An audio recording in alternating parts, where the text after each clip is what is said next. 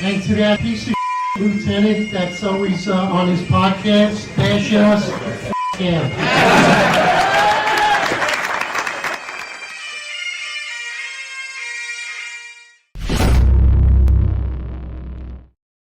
All right, attention to roll call.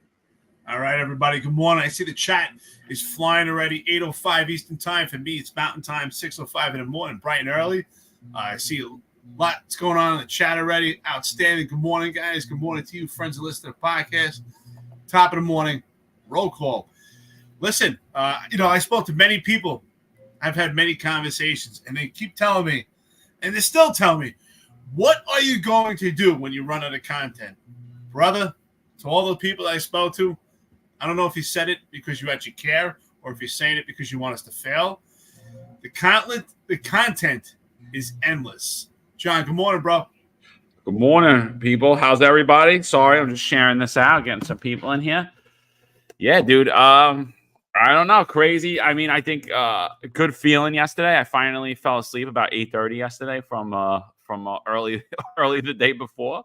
So busy day yesterday, but I think a lot of things came out yesterday, which I knew the left was going to be unhinged. I just didn't know how unhinged they were going to be. I know my kids came home from school saying how all the kids in school were telling them that Donald Trump's a racist. And I was like, I just want to let you know something. I was like, what happened is that there was one party that had plans, which was Donald Trump. Donald Trump had actual solutions. How he was going to restore world peace, how he was going to lower the cost of goods, how was he going to put more money in Americans' pockets, how he was going to do things like secure the border. These are things that Americans are concerned with, because although we love immigrants and we love everybody, the fact of the matter is, just like this house, I can't open the front door and feed everybody that walks through it. I can't. I don't have enough money. I don't have enough food. There's not enough doctors here. There's not enough room. There's not enough desks at the school. It's just not plausible.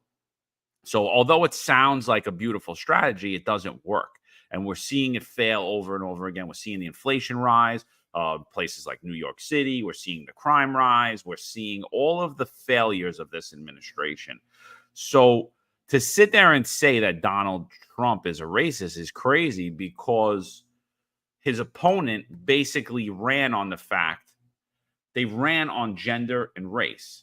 I'm going to give a shout out to E-Man Detective, because he posted it early, and it's so true. They ran on gender and race. They ran on, this is the party of women, which I don't believe it is, and this is the party of equality, and I don't believe it is either.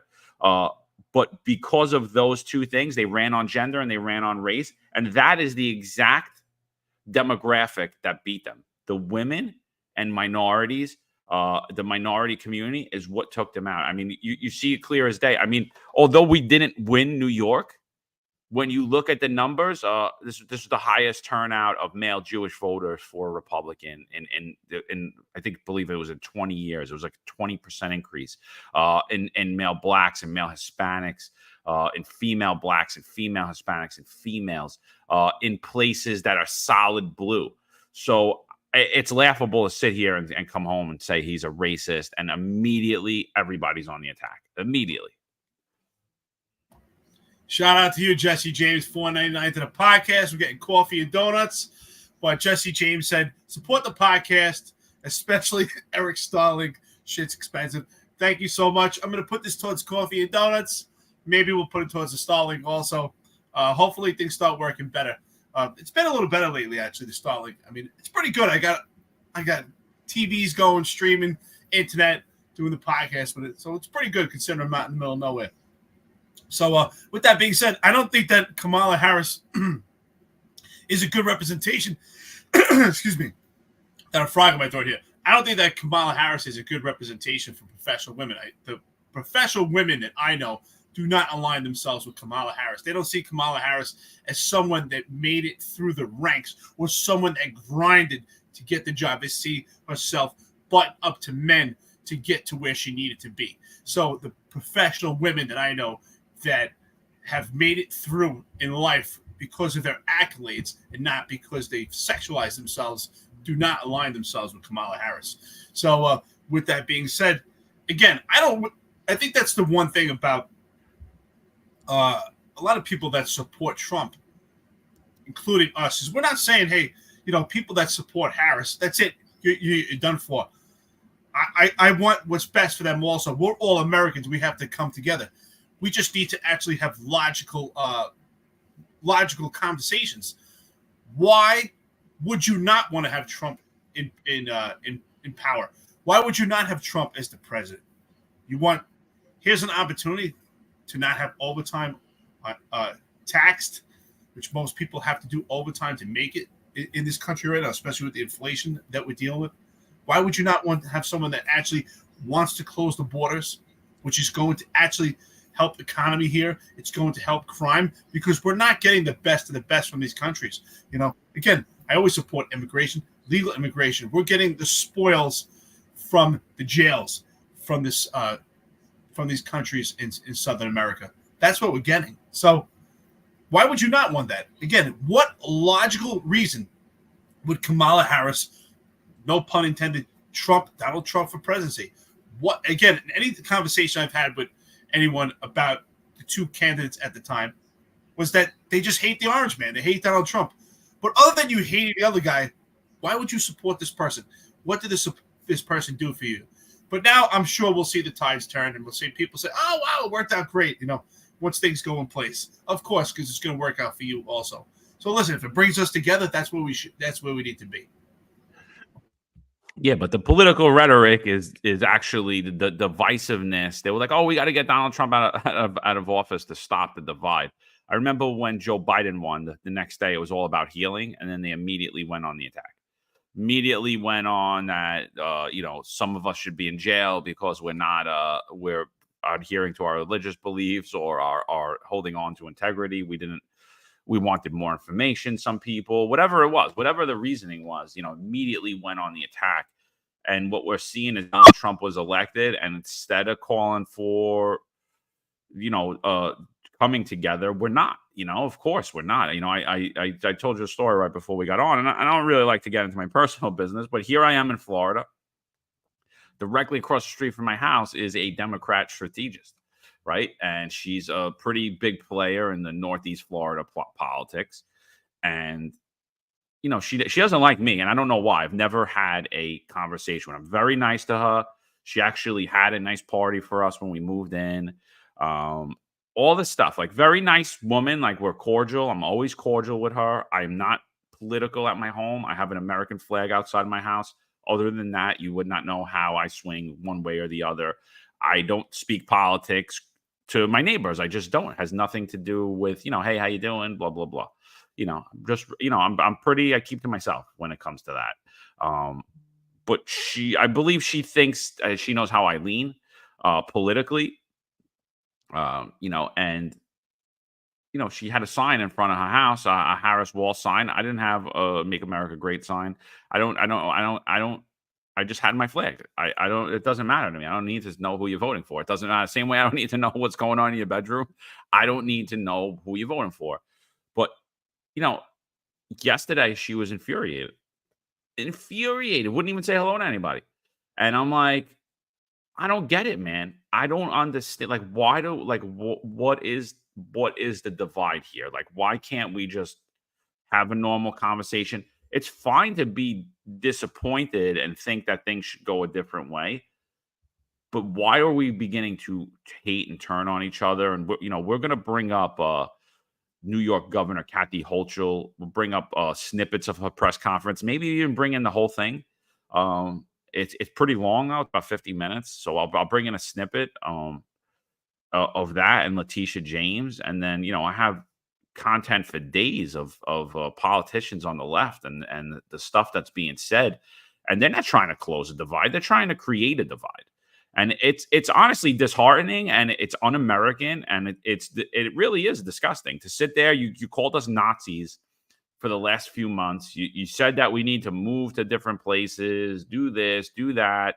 We're horrible people. We're racist. You're this, you're that. They basically turned on every demographic. First, they loved Hispanic voters. Now they hate Hispanic voters. First, they loved black voters. Now they hate black voters. It's like I'm like, I don't understand. Like, what are we doing here? Like, we're just eating our own. Absolutely ridiculous. Needs to end. Needs to stop. Hey, chat's blowing up. Great morning here, a Thursday morning here. Not in the squad. Shout out to you, Coffee and Donuts for us. We really appreciate it. Super sticker over here. Thank you so much to you. We also got Sleepy Joe, 1063. 1063, we know our active retired members. 1063, for the NYPD. That's the radio code for meal. Outside agencies, I'm not sure what your radio code is. Let us know what your radio code is for have a meal, which is something I rarely ever got in the NYPD. I'm sure the same for you, John. It's just always so busy. Sleepy Joe writes, Maxine Waters, during a foreign host interview, said the reason Kamala lost was racism. Democrats are unhinged. That's absolutely ridiculous to say that, because first of all, you're insulting the majority of America, because not only did Donald Trump win the electoral vote, but he won the popular vote. So you're saying the majority of 350 some odd million people are pretty much racist. That's an insane comment. And that's what's, that's what's impressive, I would say, at least by the Donald Trump camp and people that actually want what's right for America, that have American flags in front of the house. Shout out to Ron Layson. Ron Layson made a comment here, which is so true. I've said it. He said that Eric has said in the past, if you have an American flag in front of your house, you know who they voted for. And that's so true. And hopefully we could actually change that around. It should not come to the point, if someone has an American flag in front of their house, you should not assume immediately who they voted for. The pride in America. We could assume, I would find it hard to believe that someone that votes for Kamala Harris has a flag in front of their house. And that's based on what we know, based on what we experience, our anecdotal experience. That's a shame that we actually have gotten to that point, that you could pretty much identify someone if they have a flag or not and assume what party they belong to. So if anything, the Biden administration was completely divisive, and yet the Donald Trump campaign has been pointed as racist. It's been blamed for downfalls and tyrannical authority in this country, which is completely a farce and completely opposite, because we see Democrats, especially in New York, who voted for Donald Trump. So if anything, the Donald Trump has brought American people together. Now, look at this just crazy animal right here. She's nuts. Let's get into this. Yes, so I'm not a fan of Chris Cuomo, by the way. I think he's a complete utter snake. Him and Eric Adams should go hang out and go have a freak off at a Diddy party. Because this guy, you don't know who he is. You don't know where he's coming from. All of a sudden, he's a moderate commentator. I don't buy it for a second. He was, when Maxine Waters was yelling for people to get in people's faces, he was cheering it on. He was calling us all racist in 2020. He was demonizing everyone with religious beliefs, all of this during COVID. Absolute, I don't know who Chris Cuomo is. So but he has a voice, and they have him out there. He's a talking head. He's a corporate media talking head. So obviously he's going to get the elections, but now he's going to get his position seated, and he's going to have a big reach. He's going to get the bigger interviews. Fine. With that being said, I think he does a good job here. But like I said, I think he's phony as hell. I think he's as phony as the Eric Adams press conference, which we'll also bring in. But since our good friend brought it up, let's get right into Maxine Waters before we get in. It plays in because it's all part of the same rhetoric before we get into. Let's see what Maxine Waters had to say yesterday on News Nation. What is the lesson that your party should have learned? Well, the Democratic Party worked very hard, and they raised, substantial sum of money. We had great candidates, and so Trump had a following, basically generally led by whites. White males voted in big numbers. He had a few from the other race groups that joined in, like the Latinos at 45%, and black men at about the same rate, that they did when they voted for him before at about 20%. That combination won. And so it is not that Democrats did not work hard, did not do a great job.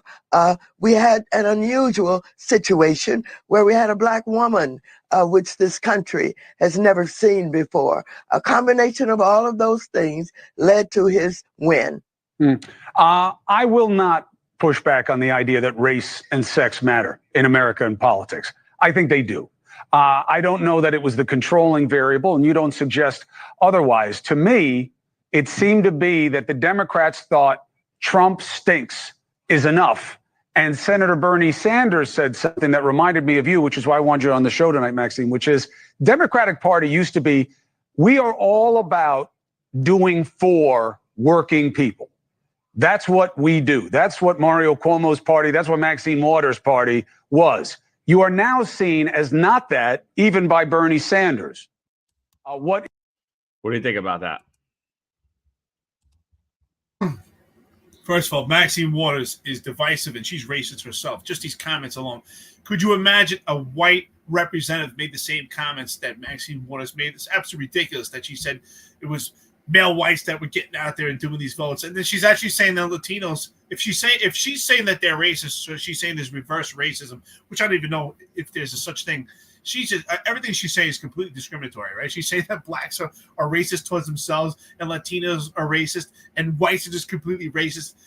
Again, and the campaign has not seen a black woman. We saw Michelle Obama. Michelle Obama was the first lady. The first lady is very active out there. If anything, the Obama train would have still continued. So she has no idea what she's talking about. She's completely inflammatory, and that's what she's trying to do. She's trying to ignite the flame in this country, and that's what Maxine Waters does. That's what Maxine Waters does. She's a rebel rouser. Who else is a rebel rouser? Eric Adams. They cut from the same cloth. She's a complete rebel rouser. And, Chris Cuomo, I don't like his comment either. Like, I'm not saying that race is not an issue. Yeah, race and identity is an issue for the Democrats, not for the Trump campaign.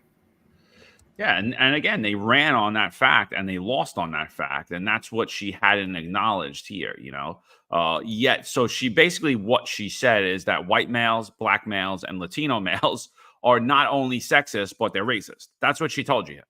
That's what you heard from Maxine Waters, and Chris was like, I'm not going to push back with you on that. I'm not going to argue with you on that, So, but I think the point that he brings in after, and I wish it was a bigger clip, that he says that Democrats were traditionally looked at as the party of the working people. And I agree with that because that's what I was told when I was a kid.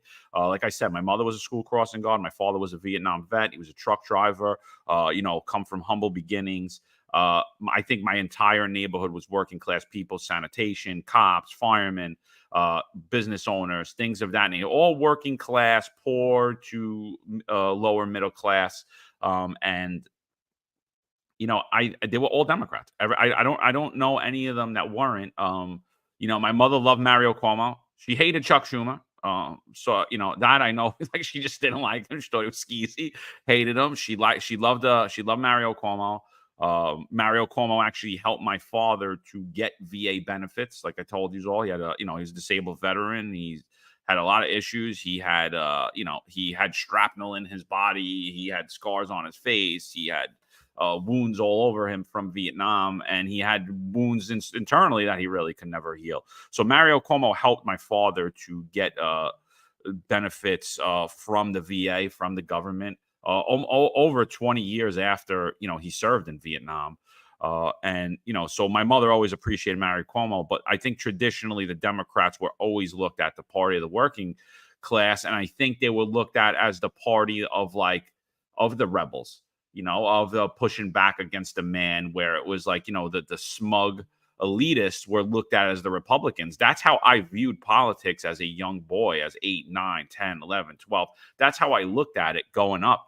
And now it's the complete opposite, I think. And I still think that Democrats like Maxine Waters haven't grasped that fact, is that now the poor, the middle class, they're looking at the Republicans as the party of the working class based upon the policy, not based upon the rhetoric, not based upon what they're saying, based upon the actual policy. And now, I heard Charlie Kirk say it the other day. He said, you want to be looked at as a rebel? You want to push it? You want to give it to the man? Go sign up for college and tell everybody you're conservative. Let me know how that is.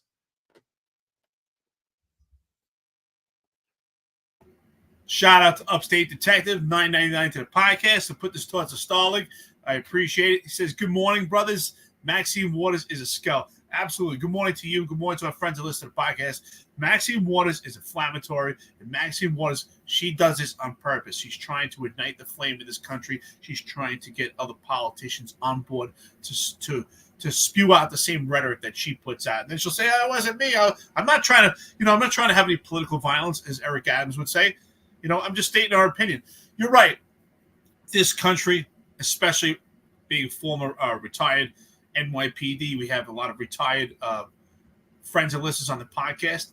Unions were built on the Democratic Party. But back then it did make sense. The Democrats were the working party. They were behind unions. And I think the unions right now, who are in bed with the enemy, would say, oh, the Democrats are the working party. They're the ones who support unions. There was a time for that, but times have shifted, and that's not the case right now, because the Democrats that we see now do not support the working party. What they support is actually democratic, socialist, elitist, the ones that actually have the money in the Democrats. Look at some of the wealth of some of these Democrats. They're making 150, 200,000 salaries, but their wealth is 7 million, 10 million. Look at some of these Democratic politicians and see their wealth. It's complete. It's rocket fuel compared to what they actually make. So again, things have completely shifted, and we don't see actual policies from the Democratic Party of how we're going to make life for the average American. All we hear is about gender. All we hear is about identity. It comes down to identity politics with this campaign. So let's get right into it. This is great, this poll right here. Yeah, so Eddie Nunez says, my kid's college professor canceled class this week because they need time to digest everything that happened, LOL. Disturbing. Absolutely, utterly disturbing that we have grown adults in this country that can't handle reality. You hear it from Maxine Waters. She can't handle reality. You basically heard it from the entirety of the elected office of New York City and New York State. It's insane that people can't digest reality. The bottom line is this: the Republican policies are what people are going for. I don't even want to say the Republican policy, because you know what? Half of that, like I've been saying, in New York, it's a complete uniparty. People voted for Donald Trump; they didn't vote for Republicans. So, and we kind of seen that a lot in the polls. We've seen a lot of Republicans getting taken down. And I think that's where we need to be in this country. We don't need to vote party line. We need to vote person. And that person shouldn't be tied into a political party. If they are, I stay away from them. You have to think there's never Trumpers. They're all Republicans, right? There's a whole group of about 1 million people that are never Trumpers, right? They're all these, the entire Republican establishment can't stand Donald Trump. And that's the kind of people we need. That's the kind of, we need a guy that's a Democrat that all the Democrats hate. We need a guy that's, girl that's a Republican and all the Republicans hate. We need people that are actual people. They're not going to be beholden. Shout out to Tom LaPola. Shout out to Tom Sullivan. They both didn't pull through in their races, but these are men of distinction. These are men of honor. Tom, I'm probably going to get mad at me for saying this, but I have to bring this up because this is just, it just has to be brought out. Tom LaPola, a chief in the FDNY, was terminated by New York City Mayor Eric Adams, Governor Kathy Hochul. No one said anything. This is a man of distinction, a man of honor, a man that served the city for over 30 years, a man that was well respected in his community, throughout all the communities he served, in the fire department, amongst the rank and file, with the upper echelon, with the appointed, with the politically elected, all of them, everyone, because Tom's a great guy. Tom is a great guy. But Tom, when he goes out to get endorsements, he sits down with the fire unions, and he sits down with the police unions. And he tells them, not only did he tell them, he told the GOP as well, there are things that I will not budge on. These are my platforms. I will not budge on these. Don't ask me. These are my mainstays. I don't care. These are my issues. I am never budging from them. I don't care if it hurts the party, doesn't hurt the party. This is what I'm going with. This is who I am. This is what I'm running on. If you support that, great. If you don't, that's great too. I don't need it. I don't care. I'm not here asking. I'm just telling you what I'm going for. If you want to endorse me, if you want to support me, great. If you don't, don't.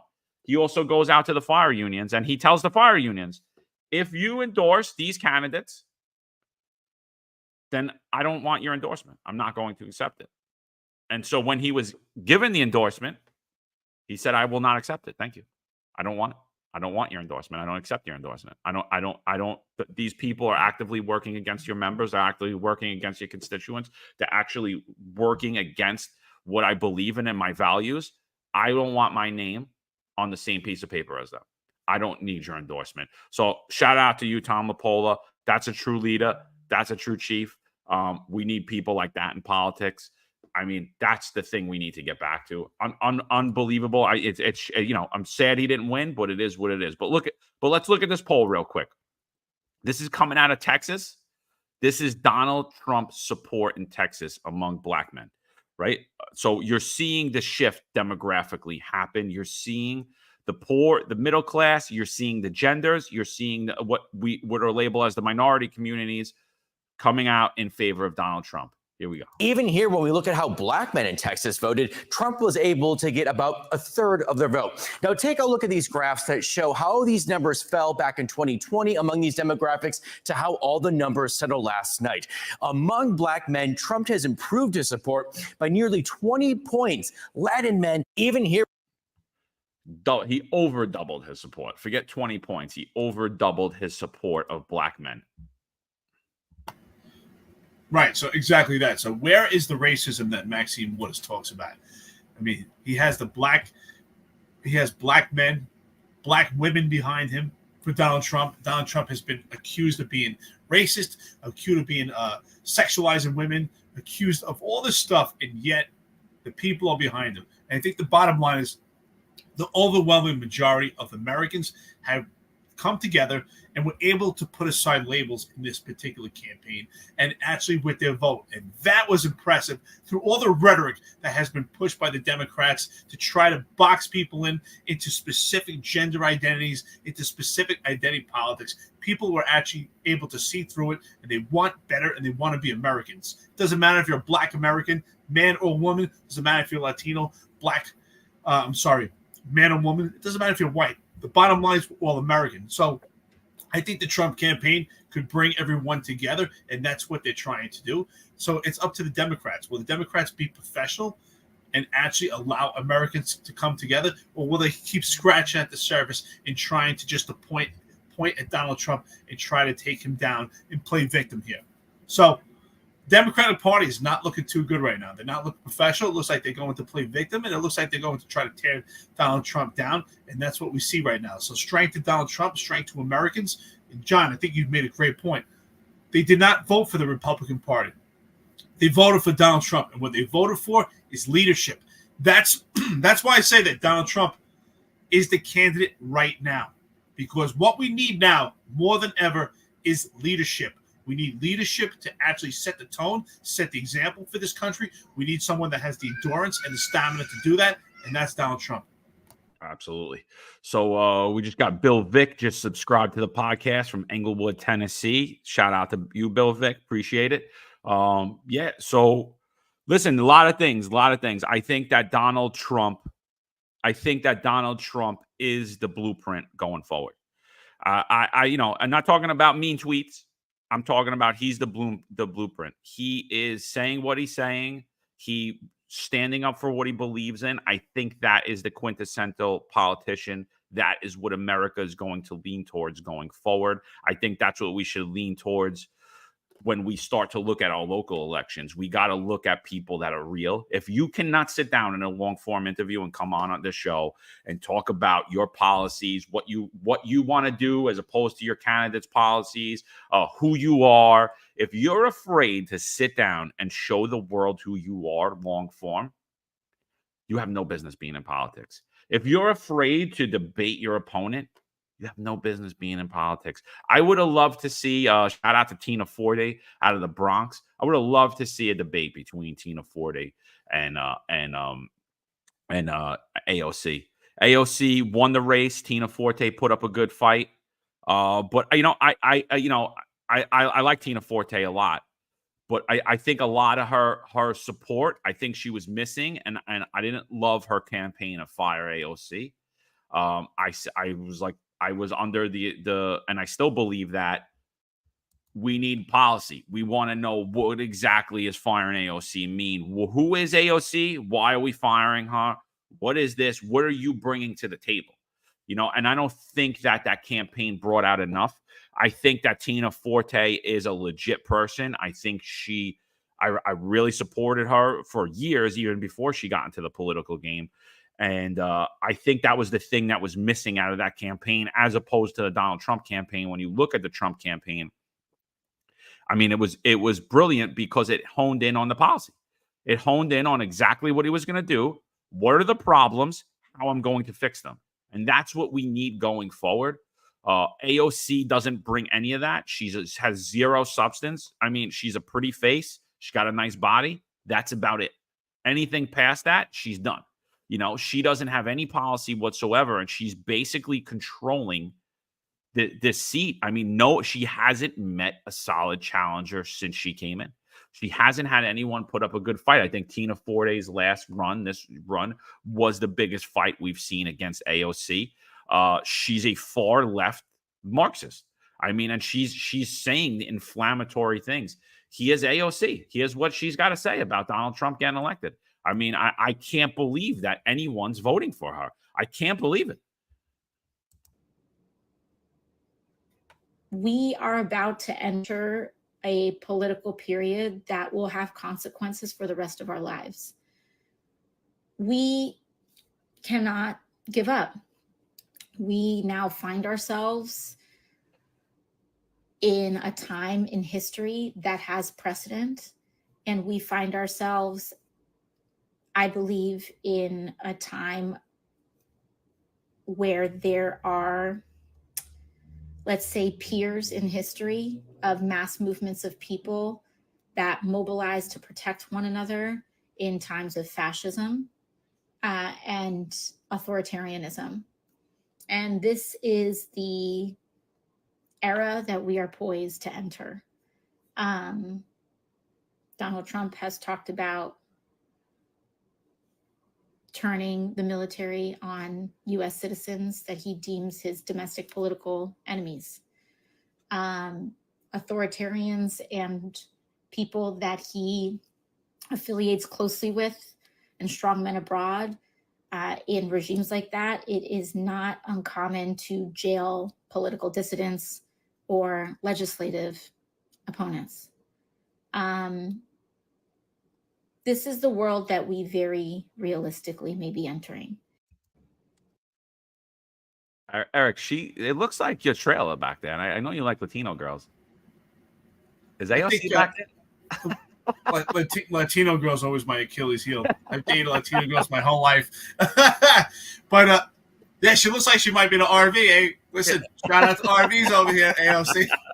It's funny how she says, right, the world that we live in. The world that the Democrats live in is like it's like alien world. I mean, just completely out of touch with reality. And I love that the Democrats, they love buzzwords, right? That's all they just give out, buzzwords, tyrannical, and all these buzzwords that they put out that's supposedly in opposition, but yet it's mirroring what the Democratic Party is about. They're the ones that are tyrannical. They're the ones that are causing the problems in this country. And yet they point to Donald Trump, but they never tell you why. Even when she said he's tyrannical, she couldn't even figure out why. So they can't even explain it because it's only buzzwords. They can never give you the why. They can never give you the nomenclature of actually what's going on here. So just a completely divisive. It's a very self-serving party. It's not about the American people, and the American people have spoken. So what the Democratic Party is saying, that the overwhelming majority of the country is stupid and they're insane, and the reality is it's actually the Democratic Party themselves. It's a shame. At one time, many years ago, before the turn of FDR, Democratic Party was the working party. They stood behind the people, but no longer. This shift has changed. Are there elitists and Republicans? Are there elitists and Democrats? Of course, but the Americans want what's right for the people, and Donald Trump is leadership. And that's what we're asking. That's what we need right now in this country is leadership. He's the one to lead the country. Tell me why. That's all I have to ask. What about Kamala Harris? And why would the Democratic Party be the one to lead the country? Who are they leading? Sure is it middle class, and the majority of this country is middle class.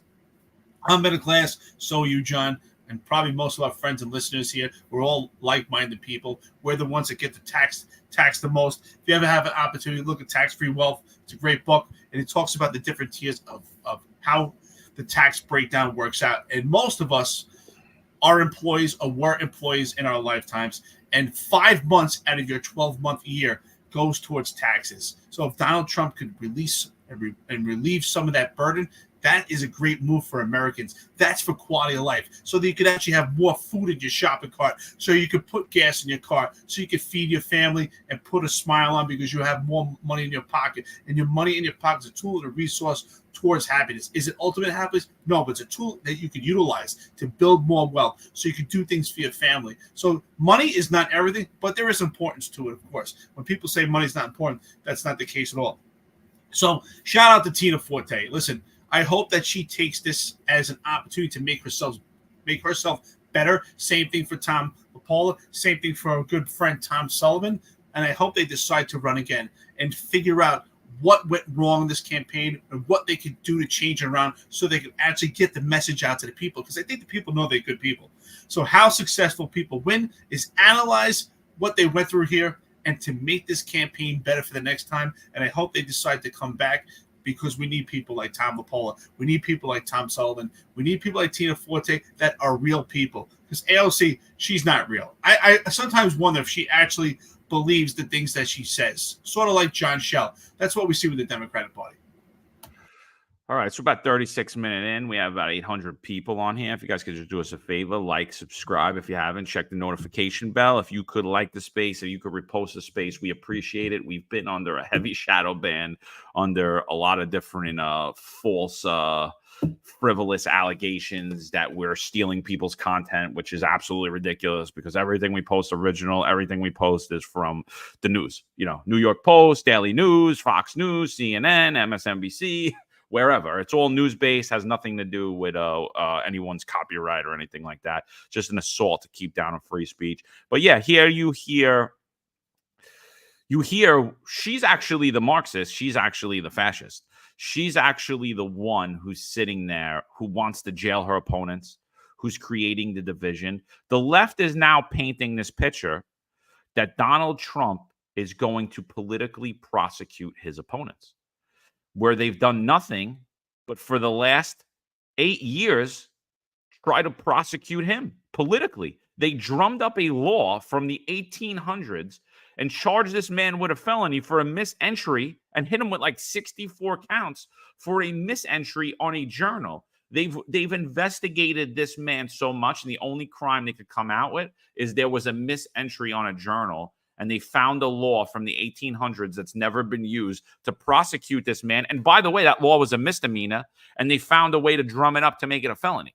And they want to talk about political prosecution. And I think what you're hearing out of all of them, and we're going to get into Holtz's comments, and we're going to get into Letitia James' comments, but what you're hearing out of all of them is fear. And it's not fear because they're worried about being politically prosecuted. It's fear that they're worried about being criminally prosecuted, because before the last 4 years, we've seen the corruption, right? We've seen the corruption rearing its head in New York City. We're seeing it rear its head across New York State. And you think these people weren't all tied up in it? Like we said, there was an extortion racketeering ring going out in the New York City Police Department, and it was involving not only the enforcement from the New York City Police Department, it was involving the fire department.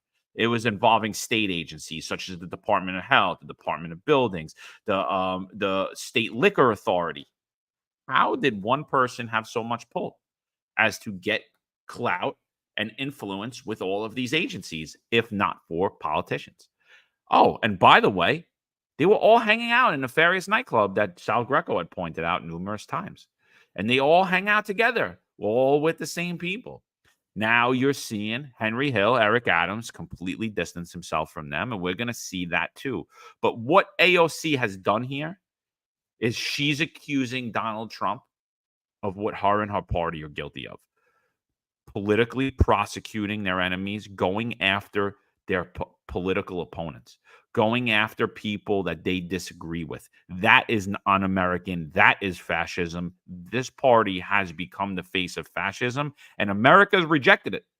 America said, no, we're not going to go with this. This is crazy. This does not make sense. So what she's doing here is what they all have been doing yesterday. Everyone on the left, all of the New York City politicians, they were all doing it. They were accusing Donald Trump exactly of what they've been doing. And it just continues. And it's going to be a bumpy ride, folks. I'm going to let you know. I like, when do the impeachments start? We might see an impeachment of Donald Trump prior. We're going to see talks of impeachment prior to him even getting inaugurated. We're going to hear talks of it. Prior to his inauguration, we're going to hear talks of impeachment. Absolutely. First of all, amazing Ed, shout out to you. Of course, good morning. Great friend to the podcast. Says abusers always deflect their abuse to the victims. Sure. It's just like when two people in a relationship and one accuses the other of cheating and that person's actually cheating themselves. That's what's going on with the Democratic Party, because the Democratic Party knows that if they were actually in power and the Democratic candidate won the presidency, they would continue to attack Donald Trump. So they're reflecting their own ideology towards Donald Trump and expect Donald Trump to do the same, because that's what they would do. So I do think that they're concerned that they're going to be charged criminally and that they're worried about potential indictments coming forward with the Democratic Party. Absolutely, brother. Yeah, so here's Tiffany Caban, last one, and then we'll bring up Attorney General, New York State Attorney General Letitia James comments, as well as Holchow. Here's Tiffany Caban, devout socialist at a New York City council. This is awful. I'm not going to pretend to have the answers. The Trump agenda is going to be hateful and harmful, and we're going to have to fight like hell against it. In tough moments like today, I'm all the more grateful to serve our local community in New York City. So you're seeing, she's telling you exactly what they're doing. They're going to fight like hell. What does fight like hell mean? I'm not sure. We're going to see. I know what it means. You know what it means. You're going to see them start to raise up their base. We saw it last night in Chicago. For those of you that haven't seen this, this is coming out of Chicago last night. The Palestinian flags have went away. The BLM flags have went away. And now it's the "We Want Trump Out" protesters. Here they are, paid, well-organized, well-funded, fake protesters coming out from the left. This is what they're planning on doing the next 4 years, is going after this man, continuing to demonize, continuing to divide. The Democrat strategy is a strategy of division, and they proved it yesterday. They are not only not seeing their fault, they're doubling down on it. Absolutely. You made a good point, right? Occupy Wall Street, BLM, pro-Palestinian, and now Trump, and anti-police rhetoric. It's all the same. It's all the same people. It's the same paid agitators. It's just a different agenda, right? Well, it's actually the same agenda. It's all towards Trump, but it had different names. It's the same horse, just a different color. So now we actually see the opposition with these Trump flags. So now the question is, what is local law enforcement throughout this country going to do in Democratic cities? And I think what they're going to do is they're going to follow the Democratic plan. We're going to see a complete divide here of what goes on in Democratic cities and what goes on at the federal level. And that's going to be the real hurdle. I'm sure what they're going to do is probably put an even bigger, harder stance on sanctuary cities. They're going to put a harder stance on democratic policies. Probably what we should actually expect to see is more legislation and more proposals being enacted by city councils in democratic cities to actually push back on the federal government.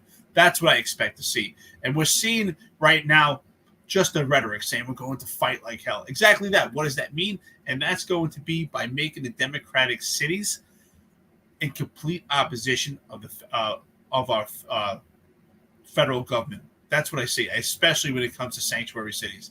I think they're going to take a hard stance on that. Let's get into this wacko Kathy Hochul. Yeah, Horatio says, I guess he's listening. He said, top of the day, John. Hopefully the small podcast can average 500 viewers per episode. Juju sends the regards. I guess, I don't know, Horatio, are you saying that, you Juju? We'll see. We actually have 923 people on here. By the end of the day, this will have probably 7,000 to 8,000 views in the month preceding. It'll have much more than that. So yeah, this small podcast, I don't know why it keeps getting attacked, but it's very, very small. And nobody seems to care about it, but they just keep coming and attacking it.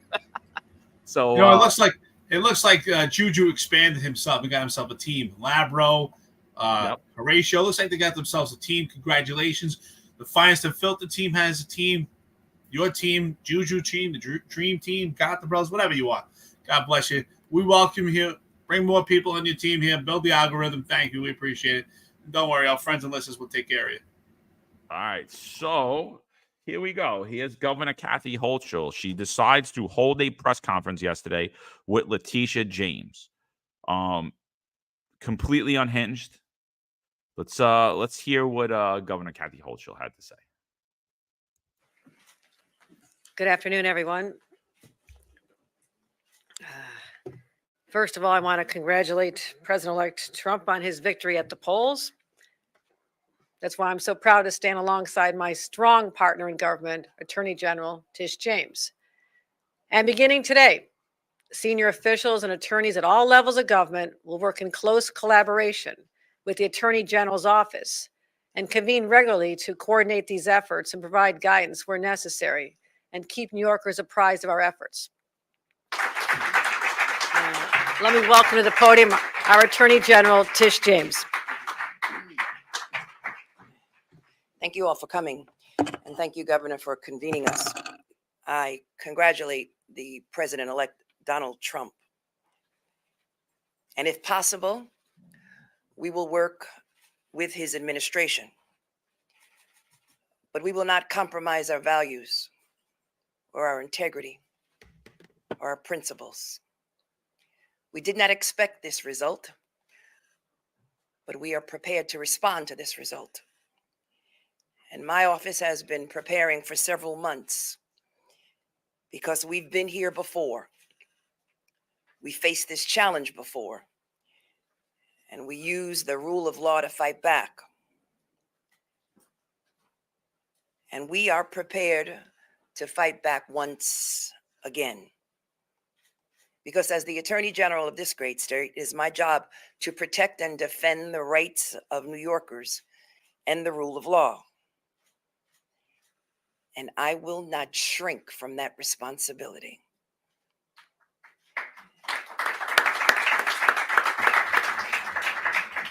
You can see we know their playbook.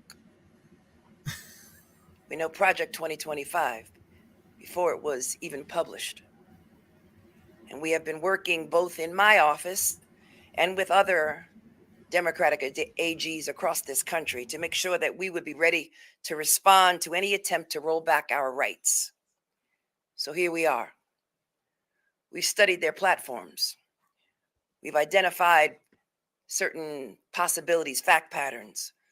We've created contingency plans.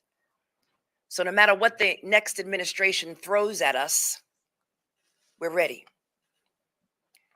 We're ready to respond to their attacks. So despite what has happened on the national stage, we will continue to stand tall in the face of injustice, revenge, or retribution. We will continue to protect and our most vulnerable and marginalized amongst us. Because it is my sworn duty and responsibility to lead that fight, working with the governor of this great state, Kathy Hochul.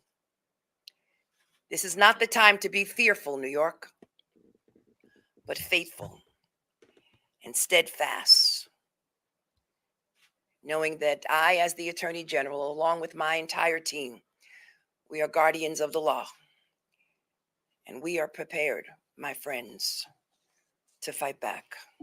Thank you. Shout out to Tom Joyce. Tom Joyce, $20 to the podcast. We appreciate it. He says no coffee and donuts. We appreciate it. You'll save us gaining weight over here, just like Letitia James over here. Let's do lattes and French pastries. Petite cannoli. Absolutely. I'm down for that. I like French pastries, brother. Tom Joyce, thank you so much. Tom Joyce always dipping into his pocket. So let's get into this right here.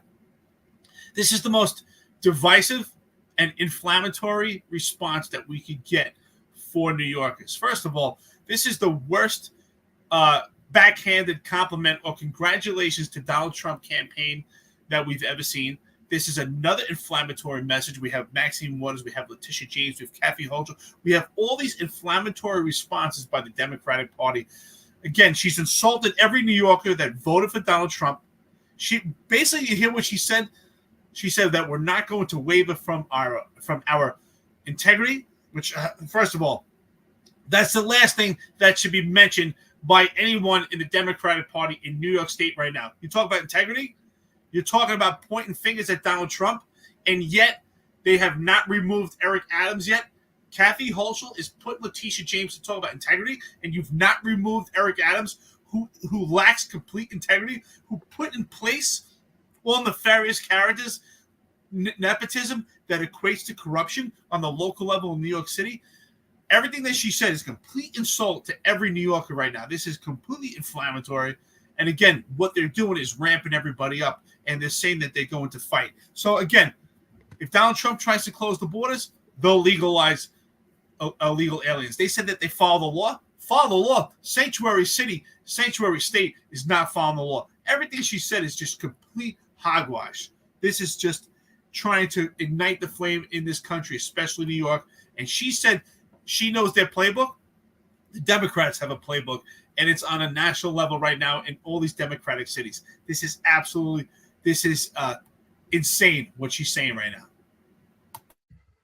Yeah, I mean, she said a couple of really inflammatory things here. She said a couple of things that people should know.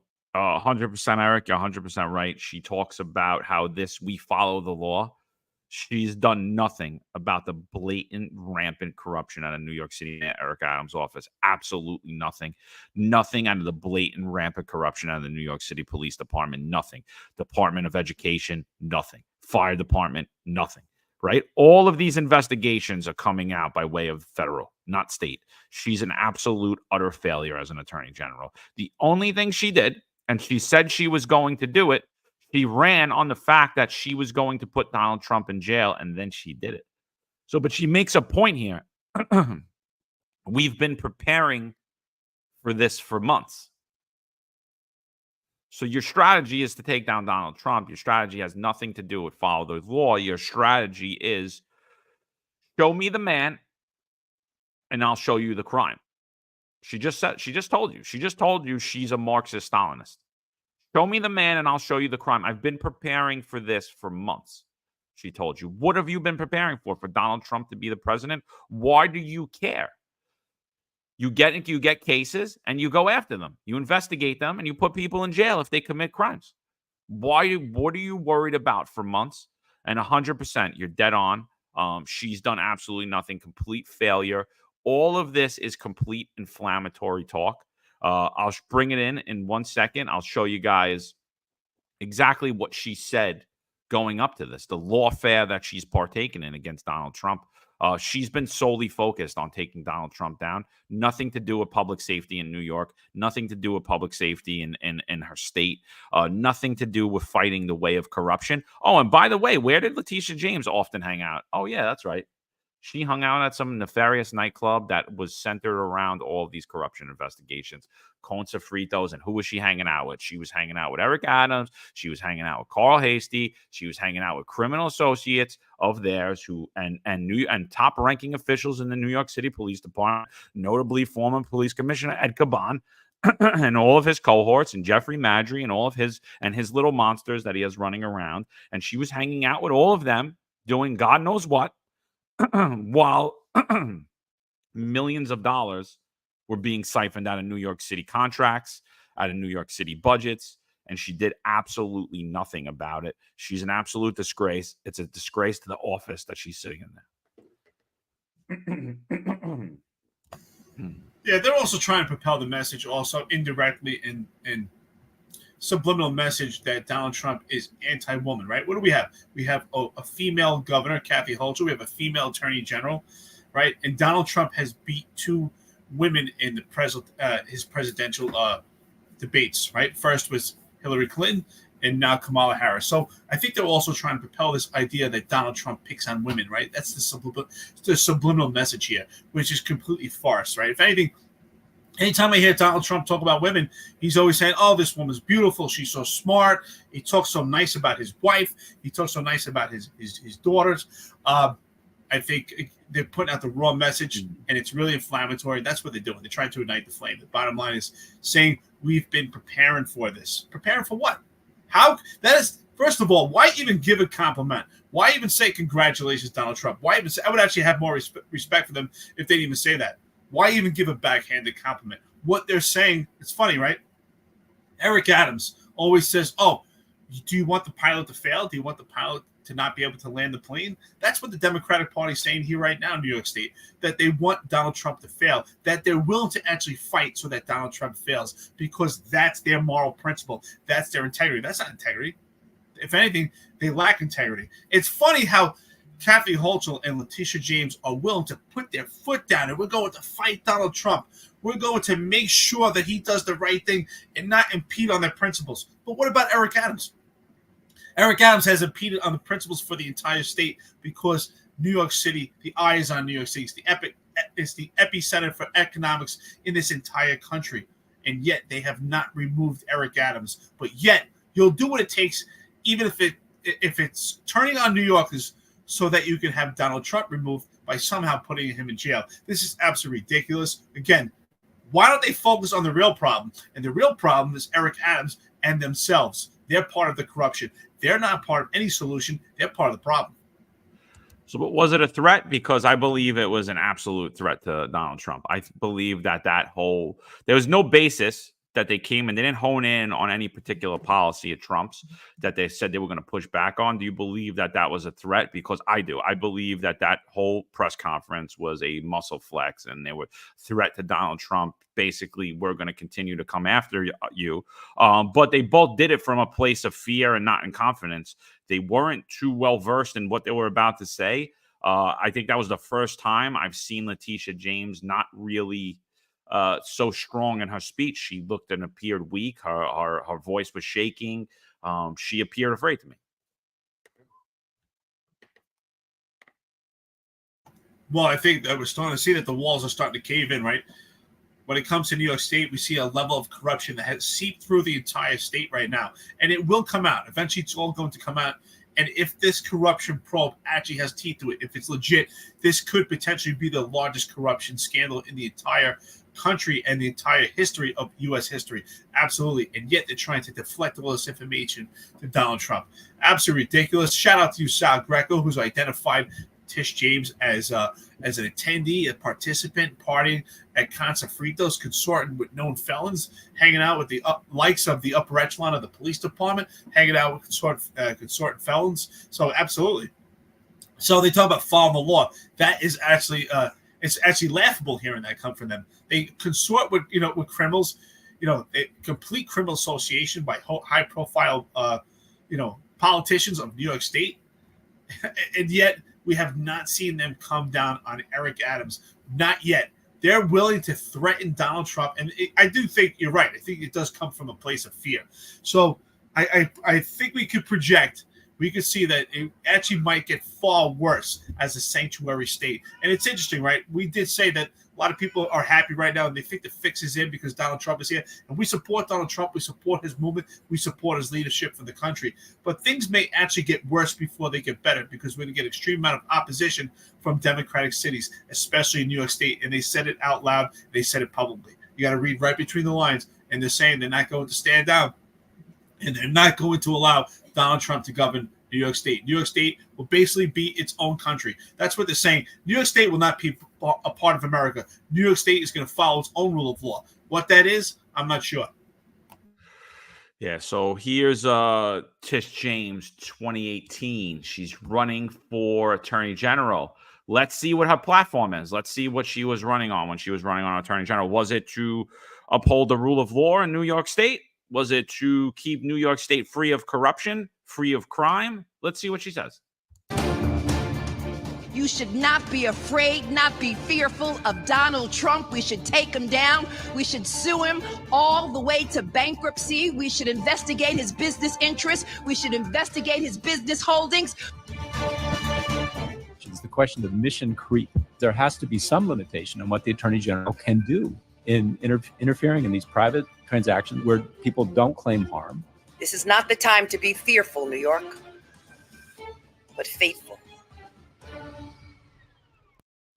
So that was Letitia James in 2018 telling you exactly what she was going to do. She was going to investigate him. She was going to bankrupt him. This is what she was telling you she was going to do. She was saying, here's the man, and I'm going to find the crime. I'm going to tell you that his property was misvalued. I'm going to prosecute him for a crime and say that Mar-a-Lago was overpriced and he lied on an application. When the bank itself said that Donald Trump was a great customer, he paid back all of his loan with interest. He did absolutely nothing wrong, and they would do business with him again. But yet Tish James said, you know what? I don't need a complainant because I'm the Attorney General, and I'm just going to go after him, and I'm going to say that he lied on the application of that loan and that he misvalued the property, the value of Mar-a-Lago. And she basically lied, and she had nothing to back up her claim. And they continued to go after him for that. So she told you exactly what she was going to do. She said, here's the man, and I'm going to investigate him, and I'm going to use my office to find the crime. And that's exactly what she did. And now Donald Trump has been reelected, and she's afraid. And what she's telling you is she's going to continue to do nothing to fight the corruption that happened in New York State, probably because she's been hanging out with all of the people. Hopefully Eric Adams doesn't flip on them or hasn't already. I don't know. It doesn't look too good for that on that end. But hopefully, but that's what she's telling you, that she's going to investigate. She's going to continue to use the weight of her office to investigate Donald Trump. You gotta love the Democratic Party, right? How does the Democratic Party fight supposed racism that they want to pretend is there with racism? How does the Democratic Party tell you they're going to fight corruption with corruption? Right? It's kind of funny when you laugh at it. You got to laugh at it, right? They're saying that the country's racist by voting Donald Trump. So how do we fight that racism? Let's put out more racism. They say that Donald Trump is corrupt. How do they fight that corruption? With corruption. We're going to abuse and misuse our office. We're going to use our authority to put charges on Donald Trump. And I like to correlate this to what's going on with the Civilian Complaint Review Board on a lower level, because the Civilian Complaint Review Board is dear and near to me, right? When I talk about careers of members of the police department. That's why I've been complete opposition, saying that it's biased to have self-initiated cases with the Civilian Complaint Review Board, because it's already a biased point of view. So how could that case go properly? So again, the same thing with Letitia James. How could a case actually be properly litigated against Donald Trump when we don't have an actual complainant, where Letitia James is the one that's pushing this forward, where there's already a bias by this justice system? Complete epic fail. The Democratic Party wants to fight potential or the corruption that they want to tell you is there with corruption, with misusing and abusing their authority. Who's the fascist here? Who's the one here that's actually using their office? Who's tyrannical? They're telling you that Trump is tyrannical. Who's tyrannical? They are. And that's why they're scared right now. They're scared because now they feel that they're cornered, because they know they attacked Donald Trump. And they're scared that Donald Trump actually has leverage because you actually have been corrupt. There's actual corruption that could actually leak out from the New York State government, stemming all the way down to New York City. So the question is, are you actually going to move Eric Adams, Kathy Hochul, with the influence of Tish James, or is he still going to remain because you're scared of the race card?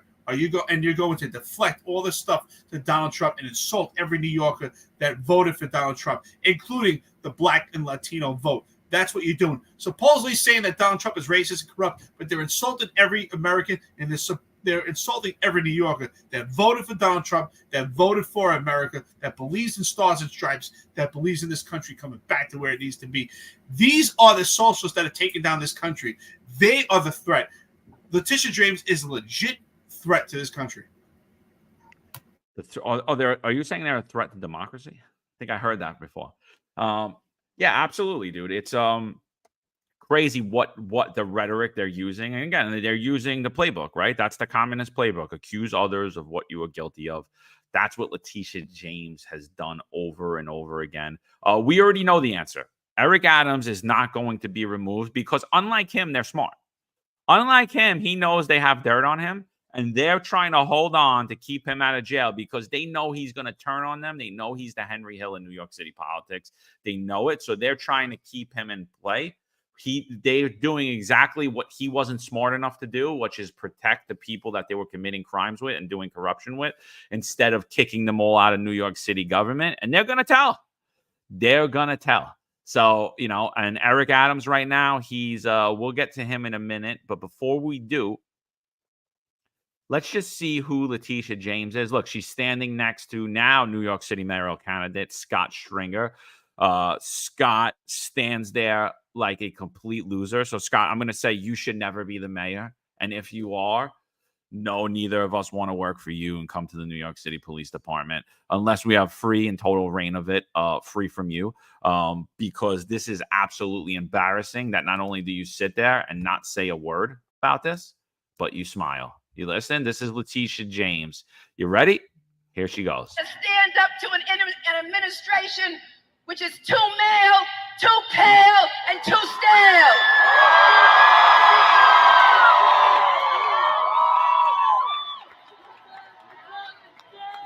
Too male, too pale, and too stale. Too male, too pale, and too stale. And we will not go away silently. We will not be silent and stand. She sounds like, it's crazy because she doesn't sound as confident and that she just spoke yesterday as she does here. Like, what do you think? It's funny they talk about playbook, right? Eric Adams, Tish James, Democratic Party throughout this entire country, they all have the same playbook, right? It's the evil white man. That's really what it is. That's what Donald Trump represents to them. He's the evil white man. He's the old male, too pale, too stale. Same thing for the NYPD, right? I always talk about leadership as a small unit leadership breakdown. So we see it on the local level, right? We see it at the upper echelon of the police department. Hey, John Shell, that's you. Too male, too pale, too stale, right? We see it with Michael Kemper. We see it within the police department. We see it in the Eric Adams administration. We remove too male, too pale, too stale. And we see it when it comes to Tish James. Their point is Donald Trump as the evil white man. So how do we cut racism? With more racism. So what they're saying is the Latino vote, the black vote, that you're all just stupid right now and you voted for the evil white man. That's what they're saying. They're insulting every New Yorker right now. They're insulting every American. They're insulting the people they supposedly fight because of racism. They're insulting the minority vote, who is actually the majority vote right now. This is absolutely ridiculous. And again, I agree with you. She doesn't seem confident like she normally is. But again, it's amazing that she gets away with it. That's why I said Kathy Hochul will not remove Mayor Eric Adams. I've said that since the beginning when this corruption probe started to really seep out and Eric Adams actually got indictments. And I said she would not remove him. He will not step down and she would not remove him because of the race card. And here it is right now. You see Letitia James, they're as thick as thieves, and she's saying it right now. Oh, this is from a few years ago, I think, when Trump was still the president and we were closing the borders. And here she is basically blatantly being racist. Scott Stringer smiling like an idiot. She's talking about him. This is complete racist rhetoric from an elected official who's the New York State Attorney General. Too male, too pale, too stale. Could you imagine if I was the Attorney General and I reversed that language? What would happen? There would be calls across the state for me to step down. Everyone, all the soft Republicans, everyone would say, we don't support this. What happened when Letitia James said this? Zero. What did the Republicans say? Nothing. Absolutely nothing. Shout out to Bronx Bread Trucker B. I'm a Democrat, but they screwed up royally. And because of that, I voted for Trump. Kamala just didn't have the right stuff. Yeah. I mean, she had no policy, dude. So it's like, what are you voting for? What are you voting for? And I think the Rogan interview with Trump should have happened much earlier. But it was inexcusable, I think, in my opinion, to watch a man that's been campaigning every day, holding numerous rallies, basically outperforming performers and athletes every night on massive stages, every night, never yield. Sit down with the podcaster, fly out to his studio, sit down with him, have a 3-hour conversation with him. And I think the thing that impressed me the most is I was listening to Rogan after that. And what he said was, he said, Trump's a machine, man. He walked in here. He shook my hand. We sat and talked for 3 hours. He didn't drink anything. He didn't pee. He got up. He shook my hand and he left. He didn't even pee when he left, And I was like, I was impressed. I'm like, look at this dude's energy. And then Kamala Harris had the same opportunity. And she was like, no. You got to fly to my studio. I need to know the questions. He never said that, but I believe that that's what happened. He kind of hinted at it. Without saying it, but I believe that's what he was hinting at, is that he needed to do it outside of his studio. She could only do it for 1 hour, and I believe that she wanted the questions ahead of time, because every interview we've seen, not only did she get the questions ahead of time, but when she answered the questions horribly, some news agencies partook in election interference because they edited it out and had her come back and re-answer the questions. And she told you exactly on that interview, what are you going to do different than Joe Biden? What do you think that should be done? She's like, I don't think anything. It's like, okay, so you have no plan. So that's why Bronx bred trucker, I believe you didn't vote for him, as well as many other Democrats did not vote for Kamala Harris, is because she had no plan. There was nothing there. There was nothing of substance. It was vote for me. I'm not Donald Trump. I'll tell you what, there's a lot of good that came out of this election. And what we got to see is that people are actually more concerned with what's good for America than actually labeling themselves with the party.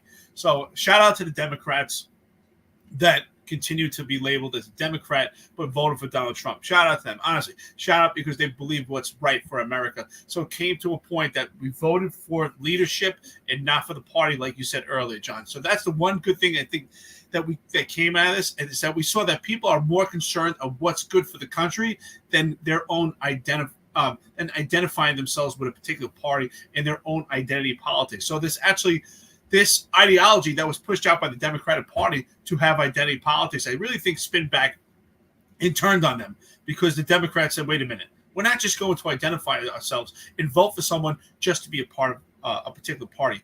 Not at this point, can we say one thing that Kamala Harris stood on, that was her policy in 5 years right now, or even 6 months, or even 2 days from now? Could you say, hey, what was a policy by Kamala Harris that she propelled on, that she campaigned on? Could you think of one policy right now, John? One policy that you'll remember Kamala Harris by? Yeah, I'll remember her that she said that she was going to institute Stalin's price controls, which was ultimately going to make the price of goods skyrocket to a point where probably we'd be waiting in bread lines. That I remember that her only policy that she came out with was what I read in the Gulag Archipelago, when they talked about Stalin trying to bring down inflation by utilizing price controls, and how it failed immediately and skyrocketed to the point that they starved hundreds of millions of people in their own country. And I was like, wow, that's great. I was like, that's a great policy. So I'm going to remember her for that policy. That is the policy that I will always remember from Kamala Harris, that she wanted to institute a Stalinistic policy that we've seen starved and killed hundreds of millions of people in Russia. So yeah, that's the policy I remember, because that was the only one that she actually came up with, by the way. I mean, look, when she had that interview with Brett Baer, she couldn't even admit that there was a mental decline with Biden. She said that every time she met with him, it seemed to be fine. I mean, that's a complete outright lie. We know that. She had no logical responses, nothing to indicate that she was actually a candidate and she had her own policy. She said, refer to her 80-page policy, but she couldn't actually refer to it herself. Just an epic fail. If this was a representative of the Democratic Party, and the entire Democratic Party, it's an epic fail that they allowed Kamala Harris to be the presidential candidate. But I'm glad she didn't win also, because it really would have been un-American. This would have been the first time that we had someone not win the primary and actually win the presidency. That's not democracy. So we're actually at a point we still have democracy on this country. So America had spoken, and America made the right decision. So we showed the Freedom Party, you know what, that America still wants to be free and America still wants to follow the Constitution. And I'm impressed. I'm impressed that people put aside their labels, they put aside their identities, they put aside the rhetoric that's been pushed by the Democratic Party, because the Democratic Party does a great job of really making people feel guilt about their identities, and people put America first. So that's what we learned about this. America first, stars and stripes. Get those flags out. Put those flags in front of your house. Let's get to a point where you have a flag in your house and people have no idea who you support in politics. What you support is being American. So shout out to Stars and Stripes. Let's get those flags out. Yeah, we're getting a big following from Tennessee. Shout out Terry Hill, subscribe from Athens, Tennessee. Love Tennessee, beautiful state. I'm going to come out there soon, actually. Yeah, so thanks for joining. So before we get off of Letitia James, you know, I think ultimately who fails is New York City and New York State for voting for this woman. This is Letitia James, October 15th, 2013, as she is the public advocate. I think this didn't get played enough. And for someone to be the attorney general, you should think that they would support law and order. You would think that they should support cops. This is something I'll never forget about Letitia James. You know, when I saw this, I actually watched this interview. I actually watched this entire thing. Have a lot of friends and family that are teachers, and somebody posted this. And I was like, I couldn't believe what I saw. And this is prior to the defund the police movement. This is prior to the anti-police hate that flowed in 2020. This is prior to the 2018 progressive legislation. This was the buildup. This is what Letitia James was saying then, and she continued to rise in the ranks of politics and made it her way to attorney general. So this is her. This is Letitia James.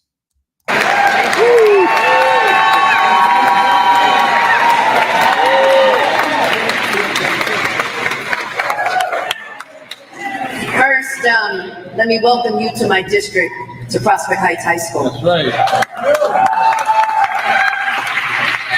But whenever you engage in a dialogue or discussion about education, members of NYPD should not be present. I have nothing but the utmost respect for men and women of blue, but it creates a hostile situation. So I just believe that there should be a dialogue and a discussion, and the fact that members of the police department are here would suggest that there has not been a dialogue, and that it's setting up a situation where it's you, us versus them, and that really should not be that should not be a sense of a democratic society.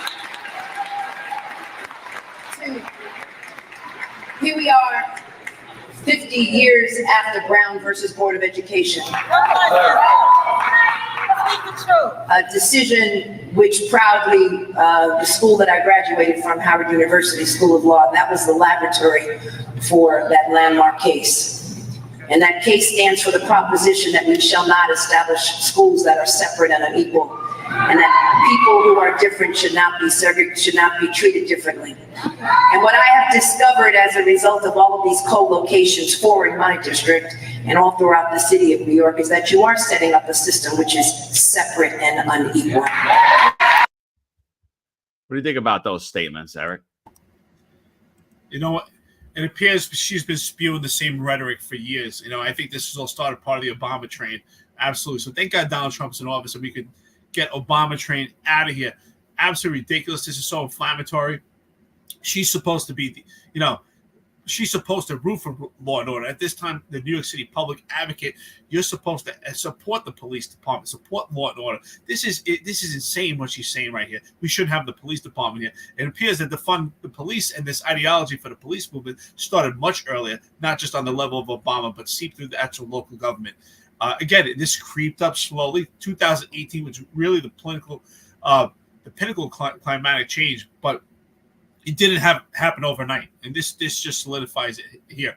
It was slowly creeping up, and the rhetoric was put out there, and it was seeping into people's minds that the NYPD, any law enforcement agency, is evil. Absolutely insane. Hey, by the way, I see that we're growing this network with Tennessee friends and listeners to the podcast. Shout out to you new subscribers. Sherry, who's a great friend and listener to the podcast, says, Tennessee, I grew up in Memphis as a child. The Blues Rendezvous restaurant, the best. Glad you're here.